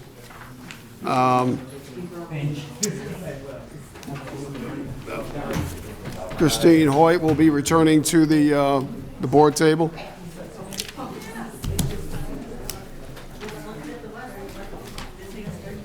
You want to take a recess to clear the room? John, you want to take a recess to clear the room? Yeah, we're going to take a 5-minute recess.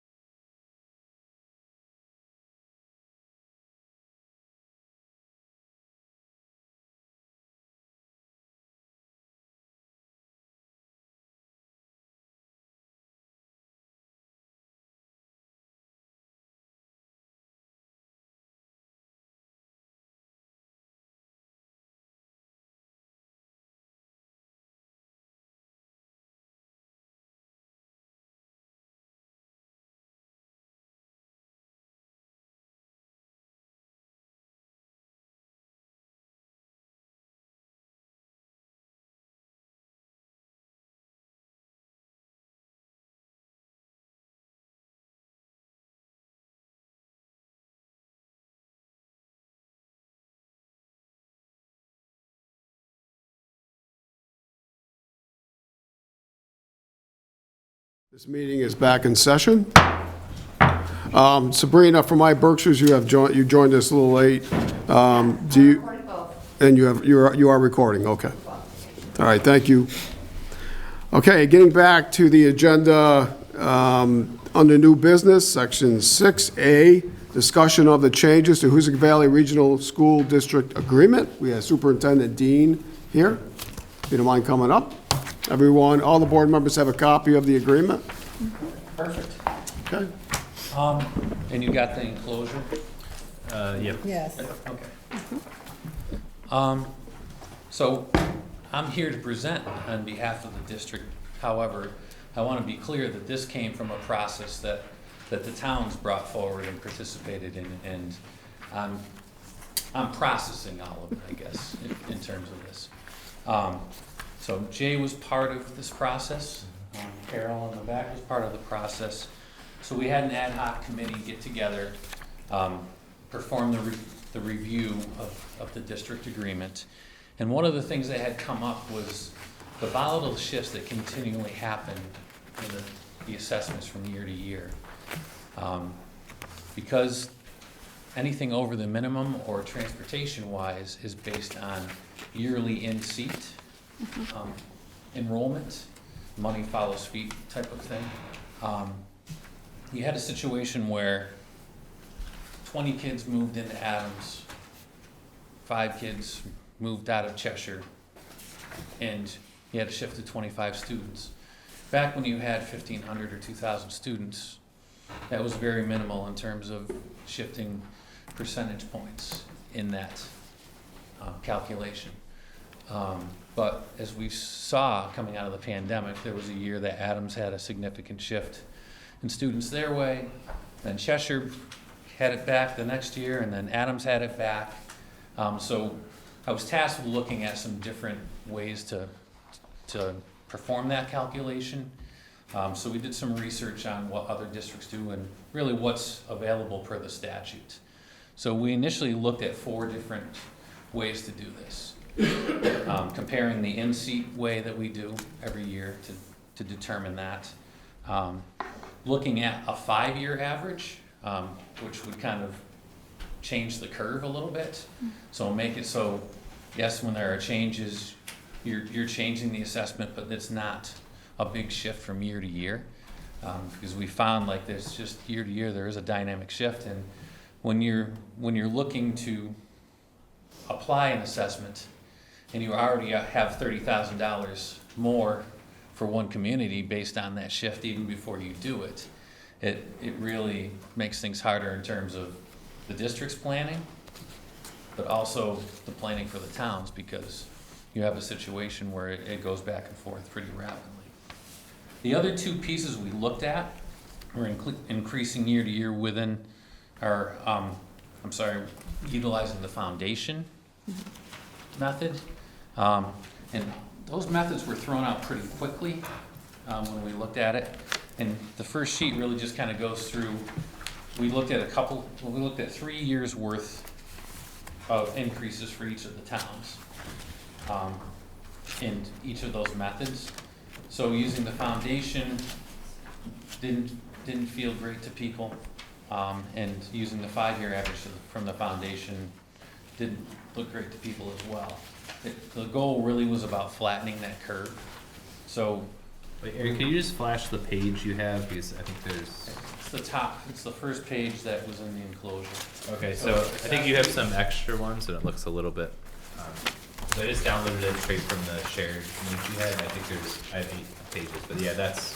So it's our last page. So it's your last page, so this is Yeah. So this is assessment summary. Yep. Percent increases using 4 methods of splitting assessments. So this is kind of where the group started and decided that we would look at the 5-year average and kind of play out the impact of that. So your next page should look like this. It should be a sideways page.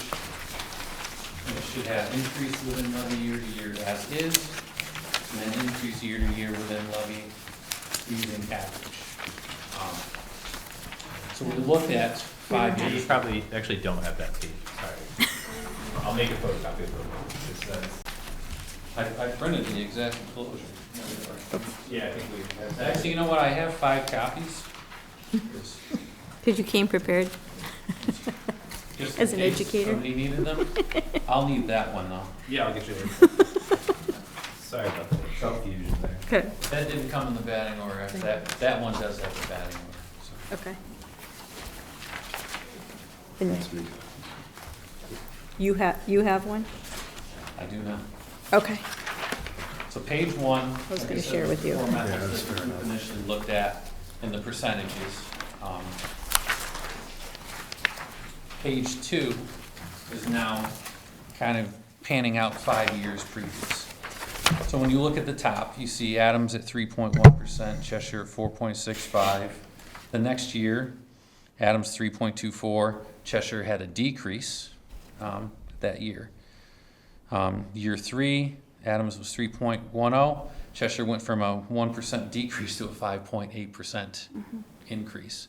And that's where we were talking about the volatile shifts that we looked at year to year. The next year, Adams up 3.7, Cheshire statistically a 0.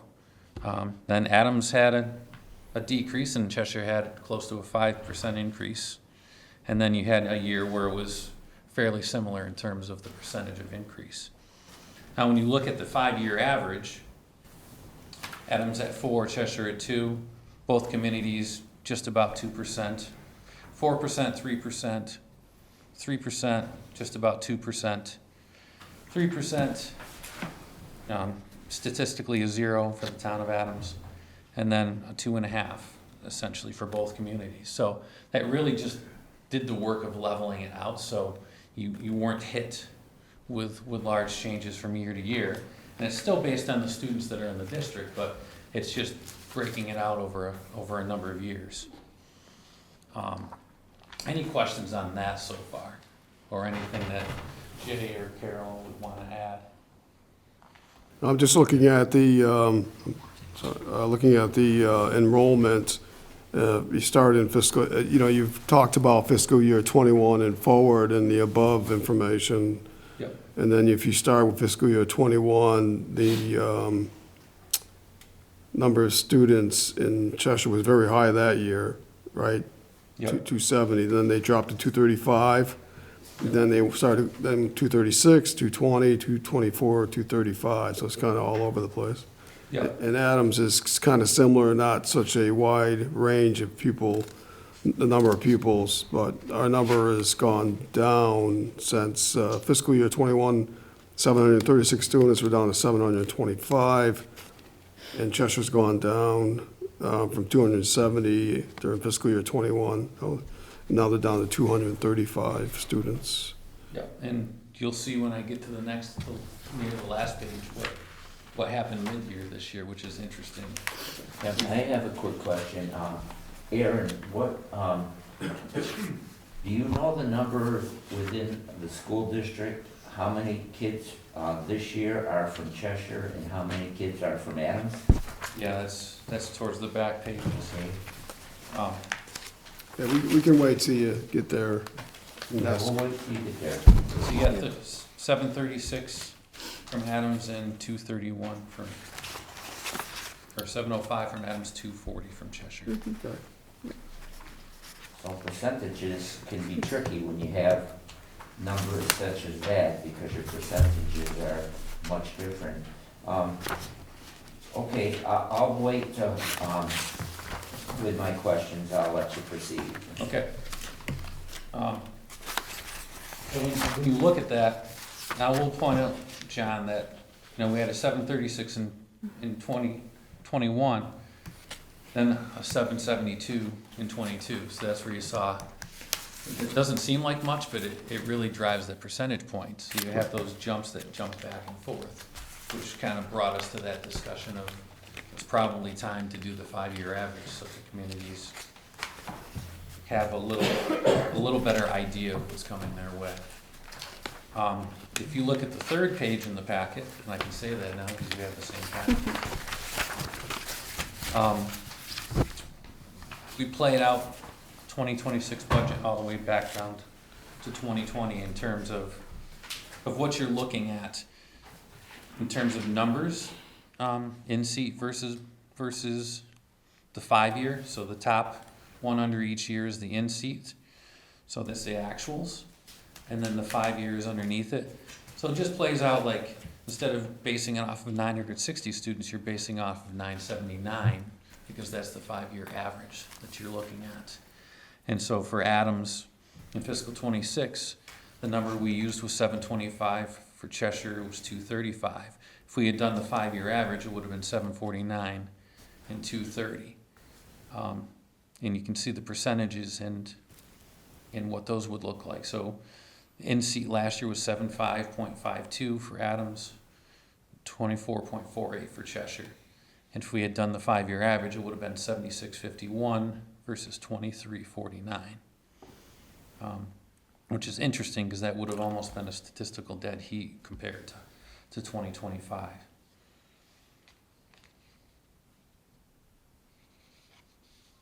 I'll give you a minute to look at that page.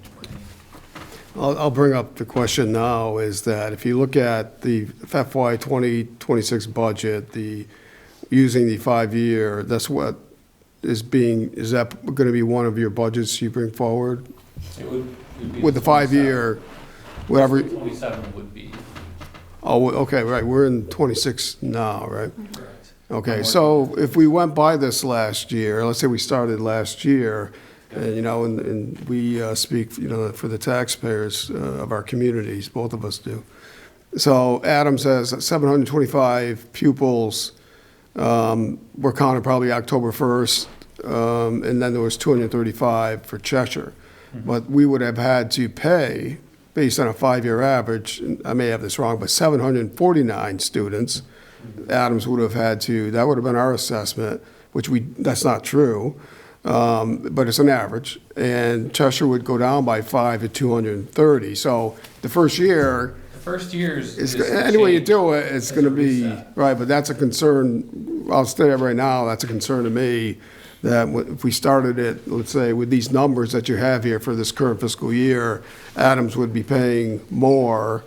It may be over 5 years, as you explained, it levels off, it doesn't, whatever, but the first year, just trying to bring that to the town meeting, stating we're going to, even though we have 725 from October 1, our average is 749, that's where we're going to be assessed.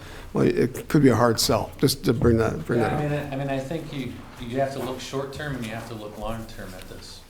If the goal is to kind of level it off and make planning easier and flatten that curve in terms of how it's going to impact both communities, then that's the step we need to take. Right. If people are okay with the dynamic nature of this, then I think that's okay too. I just have to know how to calculate it. Right. And yes, it makes my conversations harder for one community or the other from year to year. So every year, it's a little harder in one community because they're feeling like, well, we're getting hit harder than them, how come? Well, maybe 10 more students went to McCann from your community, And the transient nature of this population right now is like nothing I've ever seen, which I have some interesting data as we get to the end of this, so. Yeah, if I could just quickly, we certainly do have a transient population, I see it. So, that part is what it is, and I think that's part of what has to be accepted if the long-term goal is to make the assessment process a little bit more viable for people from year to year. Last year probably would have been the perfect year because it would have been a statistical dead heat, so we would have been starting level, and anything we would have assessed moving forward would have, corrected itself. So, but the bureaucracy and the state level had different ideas in terms of that work. So the next page is really playing out what those assessments would have looked like in dollars. So again, we have in-seat on the top row, 5-year underneath it. So if you look at 2026, it would have been a $15,000 difference for Adams and a $15,000 gain for Cheshire. The year before would have been an $8,300 gain for Adams, $8,300 more for Cheshire. 2024 would have been a savings of $36,407 versus Cheshire paying $36,407 more, and so forth. So as you see, like, over time, it really does level it out, but you do have that 1 year that it resets. So I mean, that's the hurdle you have to get over in this process, but like I said, it does kind of level it out for the towns. Any questions on that?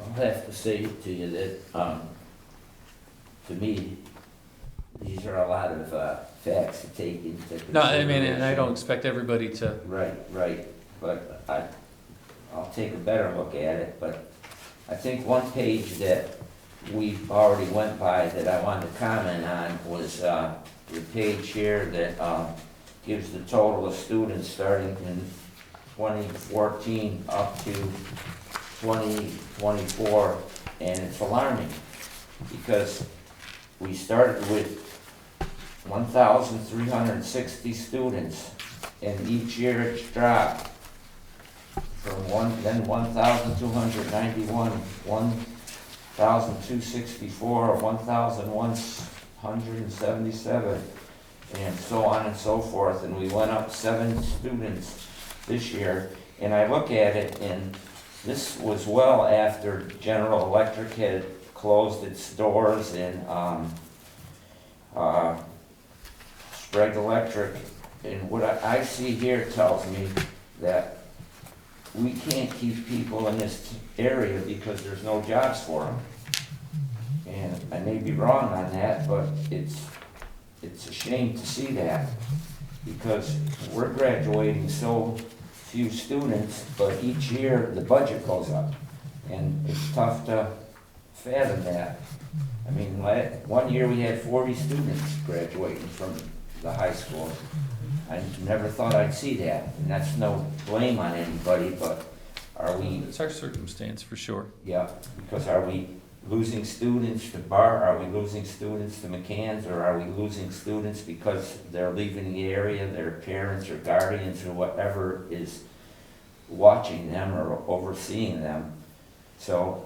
And we're not alone in that, which is why we have that regional agreement studies steering committee right now, right? Yeah. I mean, jury's in the same boat. I mean, there is a piece of this that you're correct. There are a lot of options on the secondary level, a lot of great options. Hoosick Valley is a great option for kids too. You know, and you know, students are gravitating towards vocational statewide and countrywide. It's a great option for kids.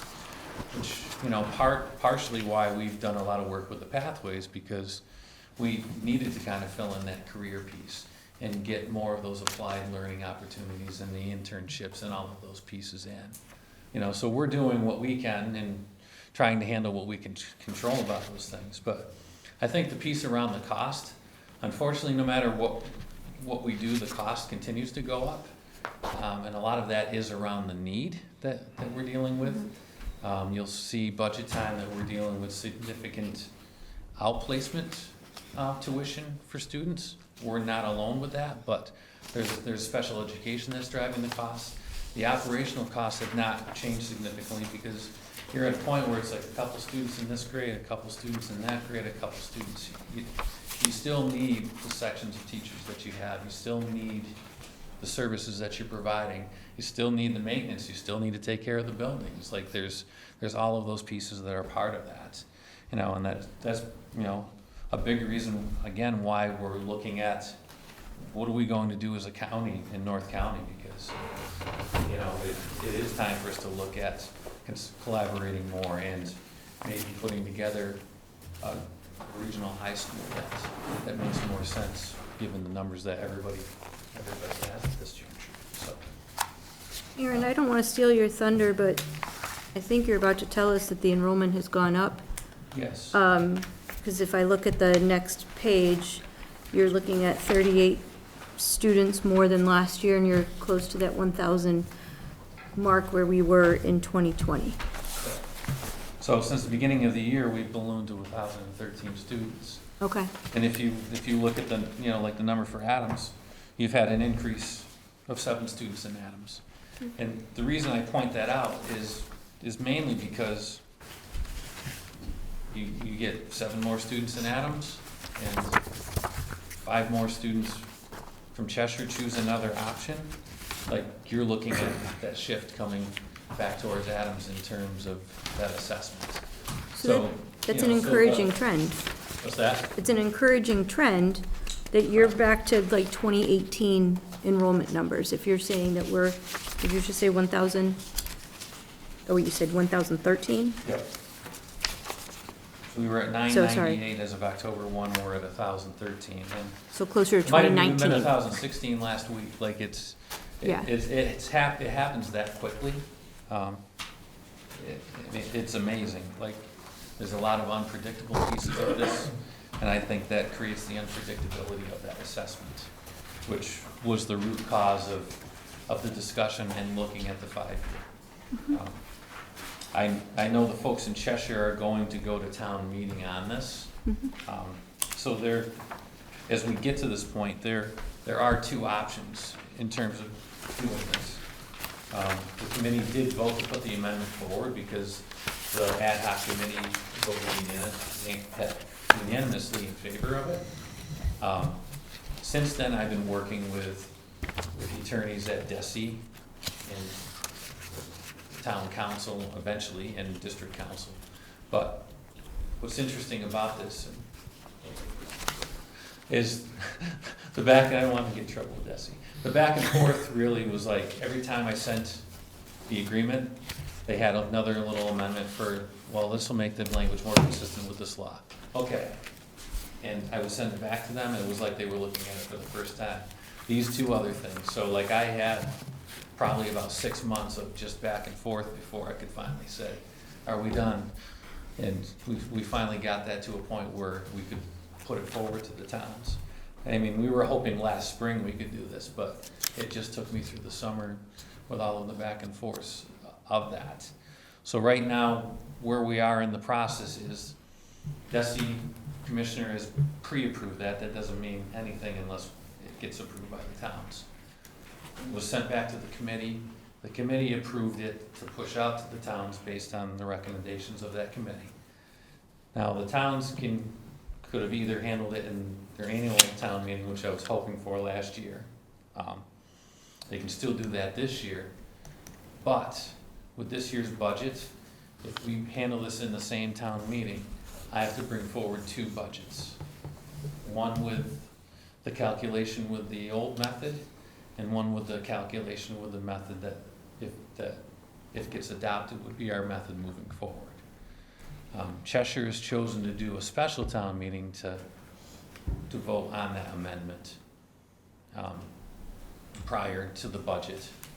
But if both towns don't do that, I'm going to be bringing both methods, both towns. So it's really, does the town want to hold a special town meeting to address this, get clarity around it ahead of the budget going to town meeting, or we want to handle it in the same meeting? That's kind of where it is at this point in time. And if it gets voted down, then we have to go with the assessment method that was previous for both towns. Have we got on the page the Adams and Cheshire Foundation enrollment? I didn't put that in this packet, but I can get that for you. Yeah, well. Oh, actually, no, you do, the last Yeah. page. I did put that in. I'm seeing 2027 budget that, the last budget cycle, Adams had 847 students, and 27, it's deemed to be 815, and then you go to see Cheshire, and last year, theirs has gone up and ours has gone down. I mean, they're not by a lot, but, so theirs has gone up. Percentage-wise, ours has gone down quite a bit more. Right? Yeah.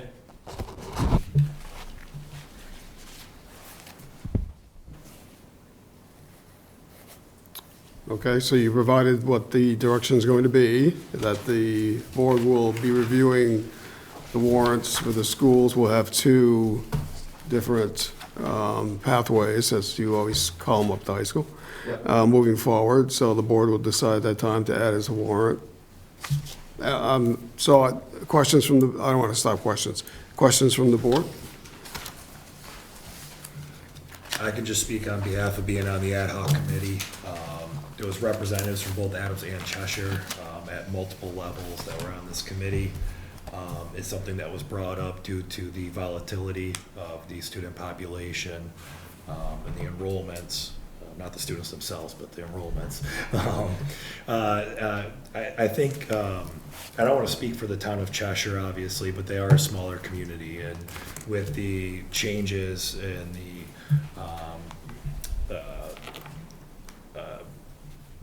budgets for the school itself, it does bring them, I think, concerns in the past. Adams is a larger community that can absorb it a little bit more. So when we were looking at it and talking between the different groups from the different respective towns, we weren't sure what fiscal year 27 was going to look like. We've met over a year ago. This has been a long time in the making. And at one point it did look like it was advantageous for Adams to go to a 5-year plan, and at other times it looks more advantageous for Cheshire. It does currently look better for Cheshire. There's no denying that. You can look at the numbers. So the pros for doing something like this were, for our budgeting sake, being more,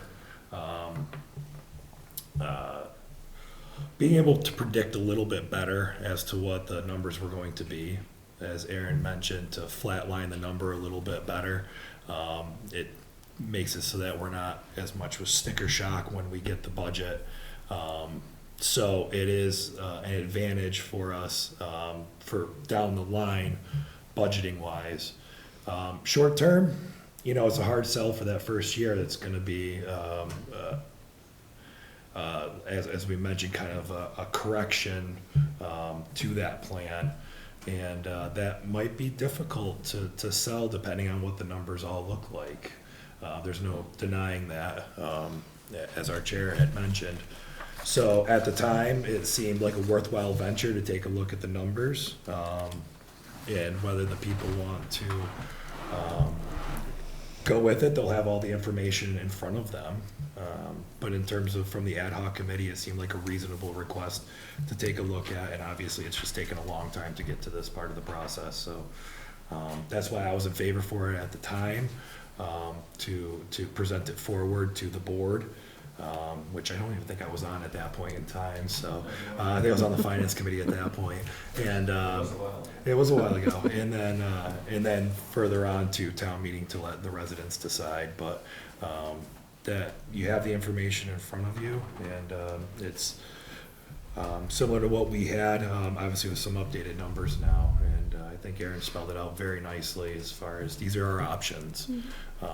Going forward, we can be having some forethought into it and take a look at a long-term strategy here to better predict what the budget's going to look like, with unfortunately probably a short-term hit, or we can keep doing what we're doing, which has worked, hasn't worked, but with Proposition 2.5 and always being mindful of that, it can create some issues in terms of trying to budget for other town departments. I will say right now, Mount Greylock does the 5-year average. And thank you, Aaron, for that. A lot of other communities do this method. We're kind of an outlier, I would say, in this. So that's one thing that we looked at. Yeah, and we looked at it. Oh. So Okay. we did look at that. I think there's 83 regional districts, am I right? We did look at that, and I think most of them use this 10-year or 5-year average. We really are unusual. So I was going to say that in 2017 to 2019, when the district agreement had been opened up after decades, this was something that was looked at. It wasn't regional districts this wasn't the norm at the time, so we would have been one of those districts that was taking this on. But it was presented, it was ultimately not put forward because there were so many changes already happening with the district agreement at that time. It's also why we put in the 5-year,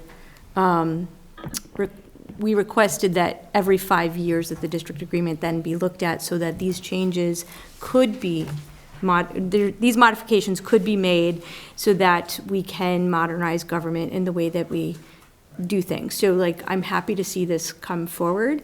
In terms of like the volatility and like leveling off and the preparations, if I'm looking at this page that you gave us, I don't know what to title it, but if I'm looking at the 5-year average that you had pointed out to us, Adams, out of the 6 years that are presented here, actually are favored 4 out of the 6 years. That's part of the leveling off. Right, so, I think that's important, like, there's still some, change from year to year, right? It's more about the process. But it's about the process, correct. So I know that, like, this coming year is going to be a little bit tougher to implement it, because the number will shift significantly, but if you look at how this is laid out, I mean, I think It could be a short-term struggle, but a long-term gain. Right. Is really. Thank you. That's a better way of saying it, the way that I was trying to get there. Yeah, to just add a little bit what has been said, especially from Christine, you also have to look at the economics of the community, and they're very bad now in both Cheshire and Adams. Cost of things have gone up quite a bit. Housing is high. Now we're in a war, gas has gone up, heating oil has gone through the roof. So those are things that you have to look at.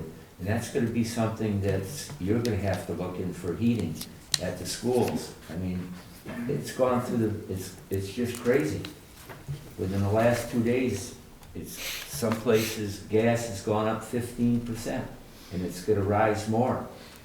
And when it will stabilize, usually when something stabilizes after it goes up, it really never comes down to its original, unless, there's some finagling, which could possibly happen, but those are other things that you have to look into a budget. It's just not dollars and cents.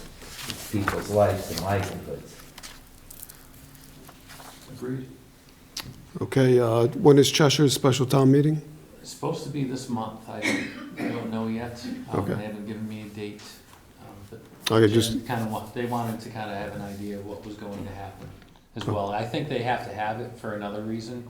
And Okay. they're just going to put that on the docket, honestly. okay, so no action for the board this evening, just, No, well, it's to give you the information, Right. and you make a decision in terms of how you want to proceed, I guess. okay, I will land a plane though, just saying, like, this research was done in conjunction with the Mass Association of Regional Schools. I worked with them on the research and going through the process and looking at all these things, so it was a pretty thorough process, so I just want people to look at that. thank you, Professional Elsa. guidance. Yeah, I just, does the board have any indication how they want to proceed? So as we're doing our budget planning and town meeting preparations, or do we want to bring this back? I just, It's a recommendation coming from the ad hoc committee for us to adopt the changes to the district agreement. Mhm. Is that correct? that's my understanding, yep. And outside, can I just ask the superintendent before he leaves? Yeah. Outside of the assessment, the other changes to the district agreement, was there anything of major note? There isn't. We did look at the voting of members. Yeah, And kind of looked at the different options with the law and came to an understanding why the voting is the way it is. Because we could have done representation by town and only each town votes for it, and people were wondering why we didn't do that. But when I looked into it, you have to have proportionate representation, and that would have given Adams one more representative and taken one away from Cheshire. So the group had decided at this point in time just to kind of leave it alone. Yep. So, So maintain a 4-3 instead of going to a 5-2. yeah. Yep. And have the elections in both towns. Okay. So the board needs, I'm sorry. I was gonna say, and the other piece that looks like was amended was the admission of additional towns. Is it just a changing of It's dates? just a change to be consistent with the law. Okay, So there's no substantive changes. Anything in there that's changing the language really has to do with being more consistent with how the laws are written. okay. So, I mean, which would be how we operated anyway. So, So the board needs to approve this plan, correct, as provided to us? yeah. And we really can't give direction this evening to the town administrator. So can we, does the board recommend we bring this back in 2 weeks and review the plan and accept it or not? Mm-hmm. May I ask, when are we gonna start our budget talks? We can talk about that. It's not on the agenda, but it's, yeah. Nick, next meeting, I think you're going to go over? Yeah, per the charter, I need to deliver a budget by March 18th to this board. March 18th, we should receive one. Okay. All right, thank you. Thank you. Thanks. Thanks. Good. Yeah, good night. I'm gonna go check in for basketball. That's all right. I don't know yet. Yeah, Well, don't leave without telling us. yeah, really. It was 29-29 at the half. It's not Wow. Where's the tough team? All right, so next on new business is the designation of the Adams Route 8 target area as a blighted area. Donna.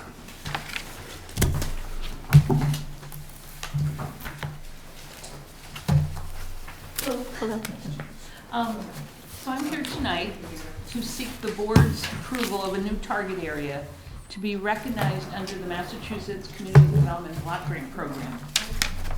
The proposed target area will help define how future CDBG funding is directed within Adams to projects that meet the national objectives of either eliminating slum and blighting conditions or providing assistance to low and moderate income persons. In 2015, the board approved the Route 8 target area based on a property-by-property visual evaluation of condition using criteria that was established under Mass CDBG. The boundaries of this target area generally reflected the town's settlement pattern along the Hoosick River and Route 8.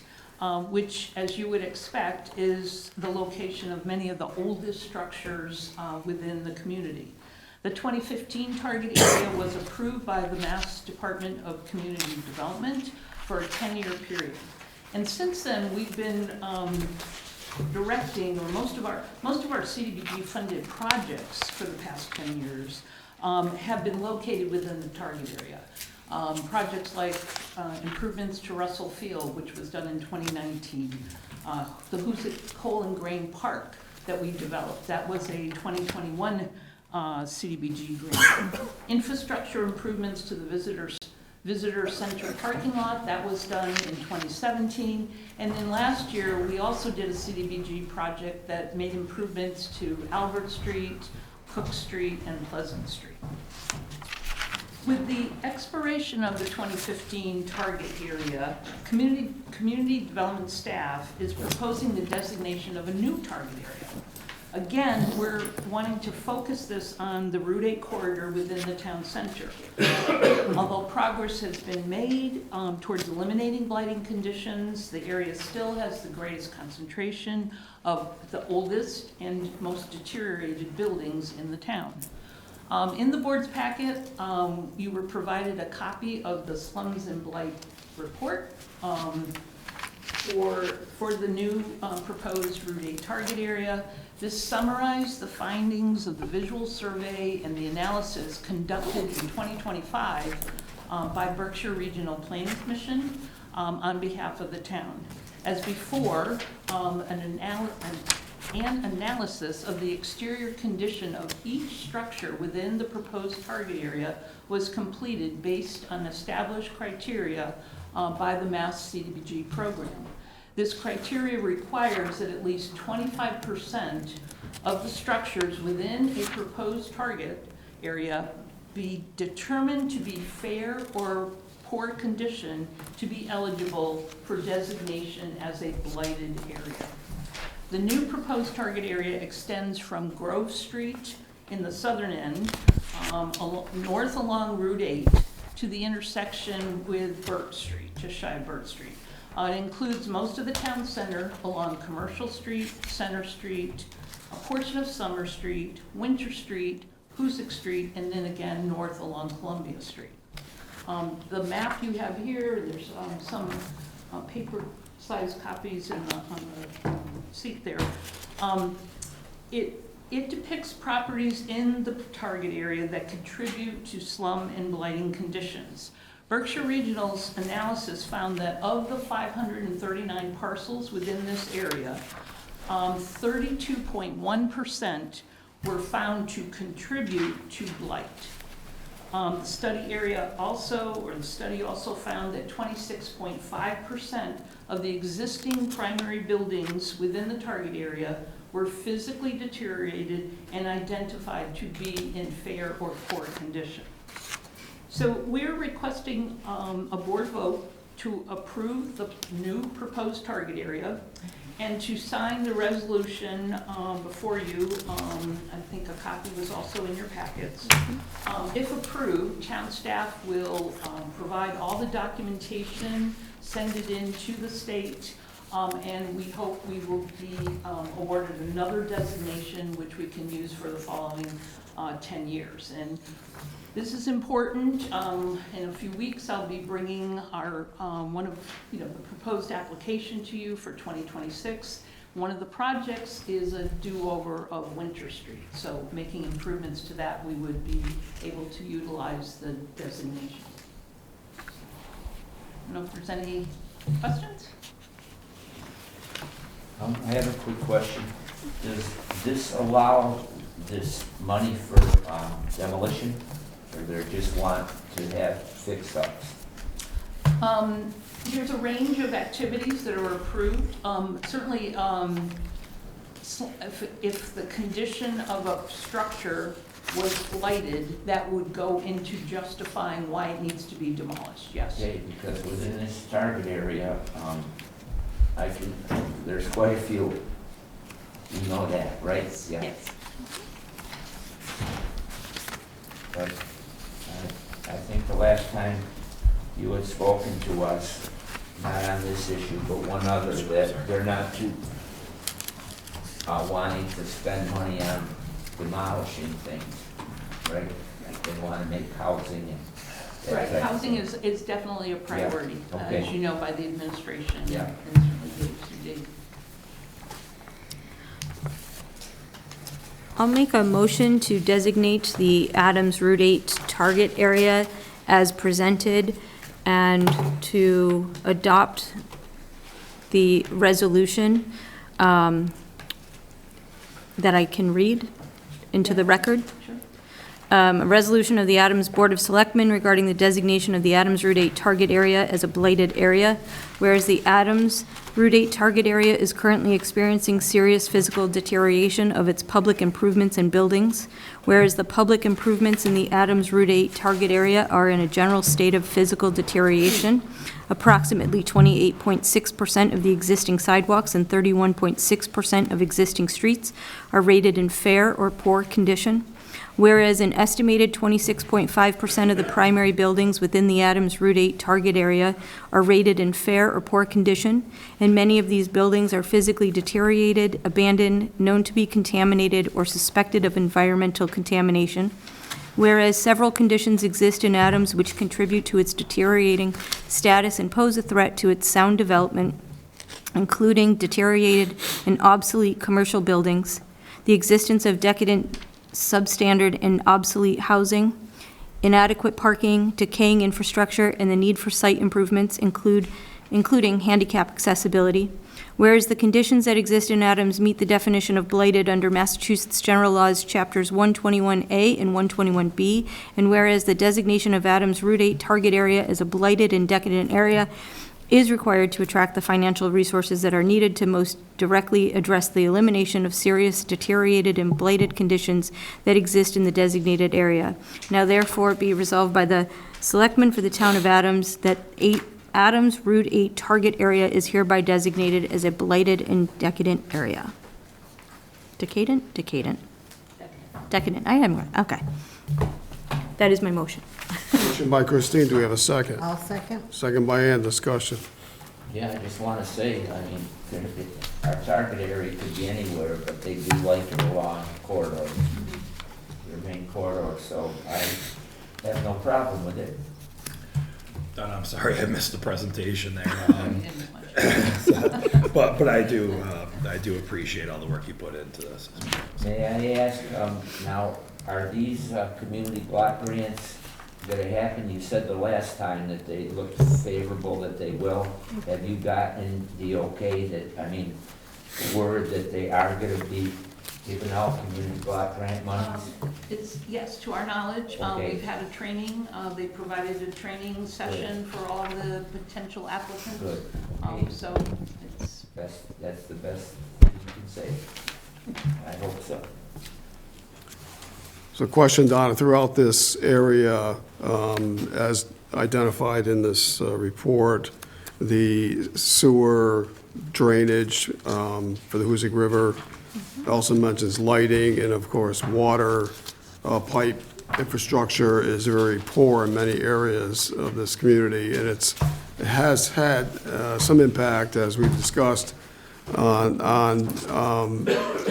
apartments or homes upgrading, things like that, that when they look at the infrastructure, it's just so old. Even Commercial Street, they were using wooden water lines, which were interesting, right? So that's how old infrastructure is underneath. So is that part of this, when we decide to go and upgrade a street or whatever we may do, do we work with the water department, the fire district, for lighting water and our DPW sewer and all that, just to ensure that when we go through these, we bring this infrastructure up to where it should be, so we can continue to have new apartments built and homes upgraded, so that this doesn't become continue to be an issue for us to grow here in Adams. yes, I would say generally speaking, when we do infrastructure projects, we look at the whole package.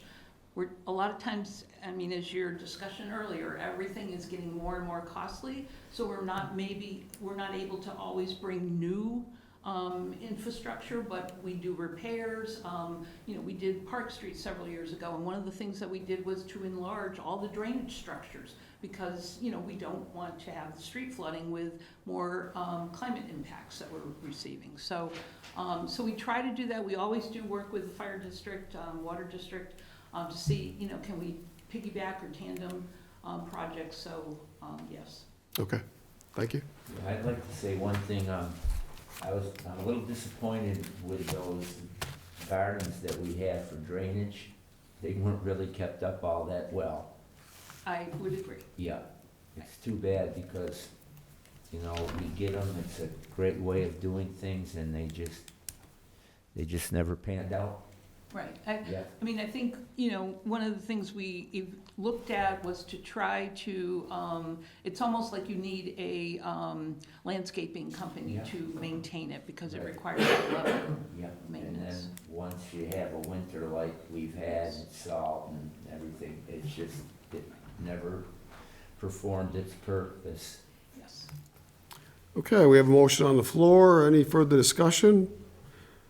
Hearing none, all those in favor say aye. Aye. Opposed? None, unanimous. Can we have this signed by the end of the meeting, or? That would be great.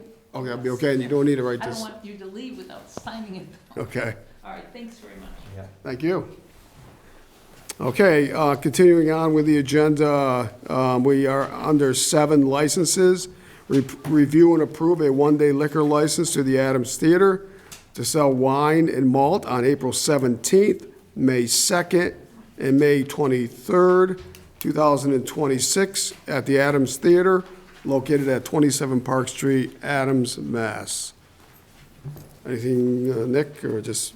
No, straightforward licensed by the board, so. Okay. If you have any questions, we have to answer those, fill any details, but, yeah, it's for 3 days. Do we, what's the board's pleasure? Do we have a motion? I'll make a motion that we approve a one-day liquor license to the Adams Theater so to sell wine and malt on April 17th, May 2nd, and May 23rd, 2026 at the Adams Theater located at 27 Park Street, Adams, Mass. Motion by Ann, do we have a second? I'll second. Second by Jay. Any further discussion? Hearing none, all those in favor say aye. Aye. Opposed, none. Unanimous decision. All right, number 8, Select Board Report. We have 2 requests from member Joe Novak. I'm going to hand this over to Nick to start the conversation. The first one is, well, let's start with the first one. Member Novak requested a discussion of 26 Commercial Street in our community, a parking lot which is next to the Hoosick Valley Elementary School. Nick? Yeah, so member Novak stopped by the office, asked for these to be put on the agenda, so I guess I would turn over to him to see where he wants to take that discussion, but I've provided the board with the GIS map of the location. It's a small triangular lot where you have basically an overgrown. Well, the reason I'm asking, I'm not sure the date that we got that parcel. It's been years. How many years? I don't really remember. The town of Adams is the owner of the parcel. Right, yeah. And when was it purchased? Does it have that? It looks like date of sale 2021. 2021. And nothing has happened there. And the principal from the school came up to me and said, we could really use that parking space for drop-offs of children, for parking for the teachers. And I don't know, we get things that have a lot of potential, but then they linger. And it wouldn't be that hard of a job to do if you just, maybe don't even blacktop it, use stone or something so it can be used, but it's just sitting there idle, and it's a blight when you come through the town. I mean, it's been fenced off, and it needs attention. And the reason I brought it forward, because the principal of the school came up to me as I substitute and said, what's going on with that lot? And I said, I'll look into it for you. And Can we have Donna Yeah. comment, if you're all set, Joe? Okay. So, I don't want to get prickly, but Yeah. a lot of things happen that you can't see. So that site was a very contaminated site, and it took a couple of years to go through the process. We had to apply for funding to clean it up. We had to eliminate all the cellar and remove that before we had a site that was stabilized, clean, and had to be tested. That took several months to test it. So the site is clean now. We just had a conversation with the DPW superintendent about, are we going to this spring be able to get the site ready and pave it? We have plans. That was another thing that we did. We prepared plans, had an engineer design it. So the only issue that remains outstanding is the integrity of that concrete wall in the back. We need to have a mason check that, so that we've had some discussions about moving that forward. So I agree with you, it is unsightly, I think it bothers all of us. Welcome to Adams, here's, in our gateway. But we are working on it, and I'm hoping that it will be accomplished before the kids return to school in September. well, I'm glad to hear that, but I wish I was made known of that. No one on this board told me that this stuff is in the works. That way I could have said something to her, well, things might happen next spring.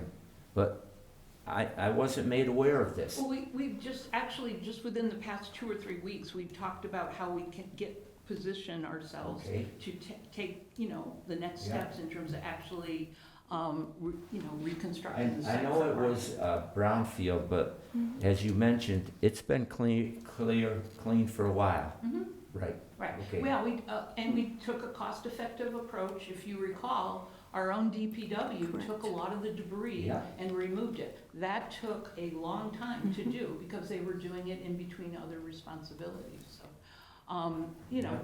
I saw him working on it when I Donna? was substituting. Who ultimately did clean up the contamination? Because I know that that project went out to bid, I think 3 times, because it wasn't a big enough project that got, I'm sorry. I know, I'm putting you on we the spot, worked I'm with sorry. GRC, they were the site, licensed site inspector, they did all the testing, Yeah. they had to set up test wells and everything. So it was quite involved. I was Right. surprised at the level of involvement, but it was a former gas station, so Yeah. that's, Yeah. as you know, that's Yeah. some of the worst culprits. So. Anyway. Okay, thank you. Any further discussion? And Joe, thank you for bringing that up. Yeah, I just want to echo that, Joe. Thanks for bringing that up, because it's one of the most frequently asked questions I get on the streets. And Donna, thank you for the update. That sounds very promising. Okay. The next item is Member Novak requested a discussion regarding community access to the gymnasium space in the town of Adams. And Donnie, probably come on back up. I assume this is at Memorial School. So Joe, Nick, do you want to? Yeah, again, Member Novak came by the office, was commenting on this. Yeah, so we added on the agenda. We did provide the town's facility requests. So the town does have a number of public facilities that are available for use by the general public.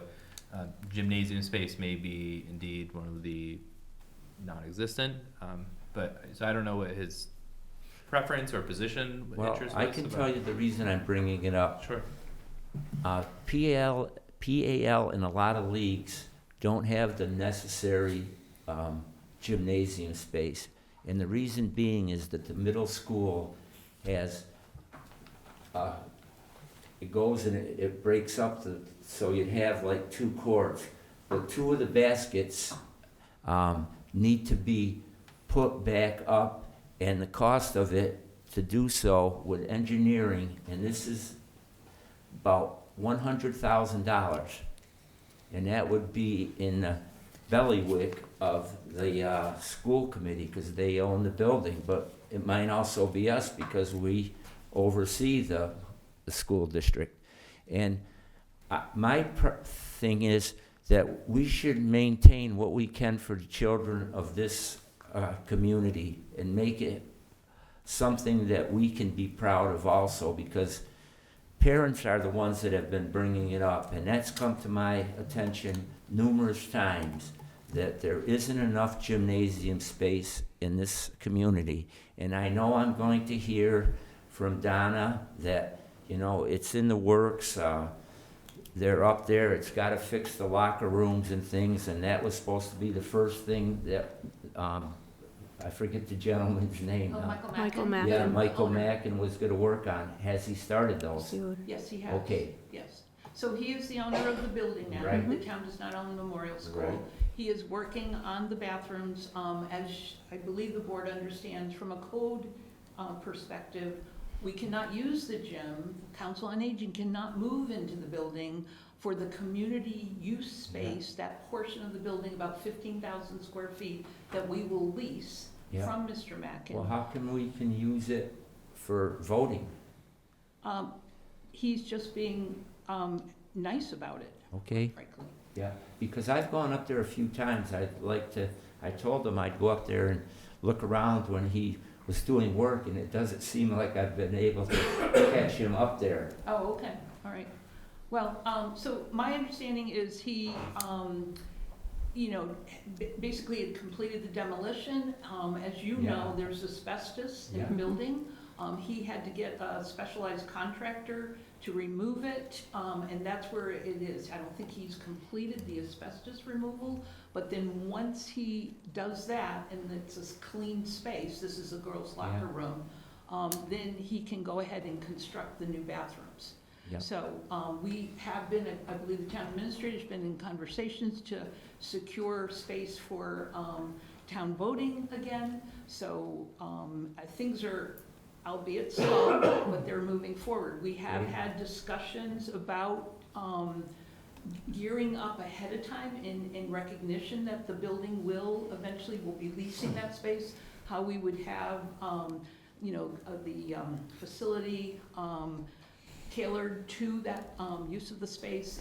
It's as you suggested, there's a lot of community groups that would like to use the gym, and it's a supersized gym, so hopefully we'll be able to, Right. have combined use. And it's also downtown, a complaint is that, the Hoosick Valley High School is up on that hill and it makes it difficult. Downtown gives the chance for more kids to take,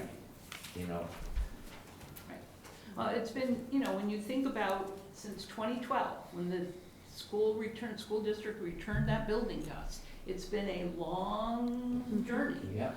And we've worked, I can attest, we've worked very hard as a town to save that gym. Right.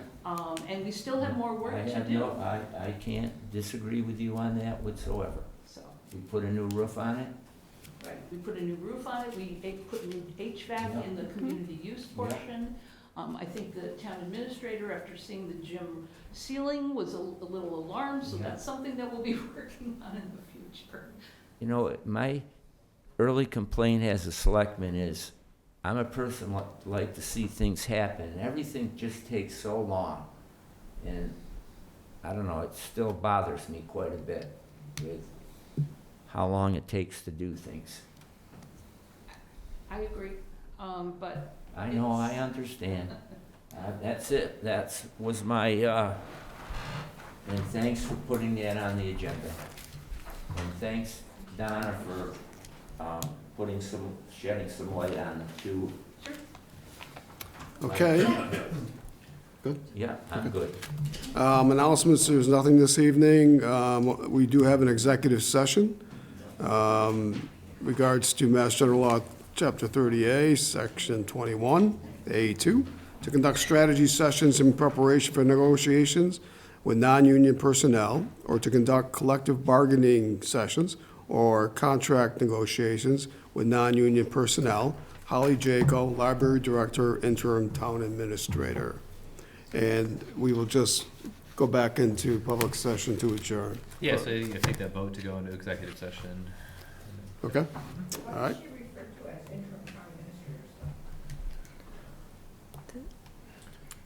That was her position. What was that? That was her position. Yeah, I think it was just clerical at best. I don't know. What's the... Do we have a motion to go into executive session? I'll make a motion that we go into an executive session, MGLC 30A, Section 21A2, to conduct strategy sessions in preparation for negotiations with non-union personnel, or to conduct collective bargaining sessions or contract negotiations with non-union personnel. Holly Jaco, Library Director, Interim Town Administrator. Motion by Ann, do we have a second? I'll second. Second by Christine, any discussion? I'd just like to add to that once we come out of executive session, that we'll adjourn. Okay. This is a roll call vote. Joe? Yes? Jay? Yes. Christine? Yes. Ann? Yes. And yes for John. We'll take a 5-minute break.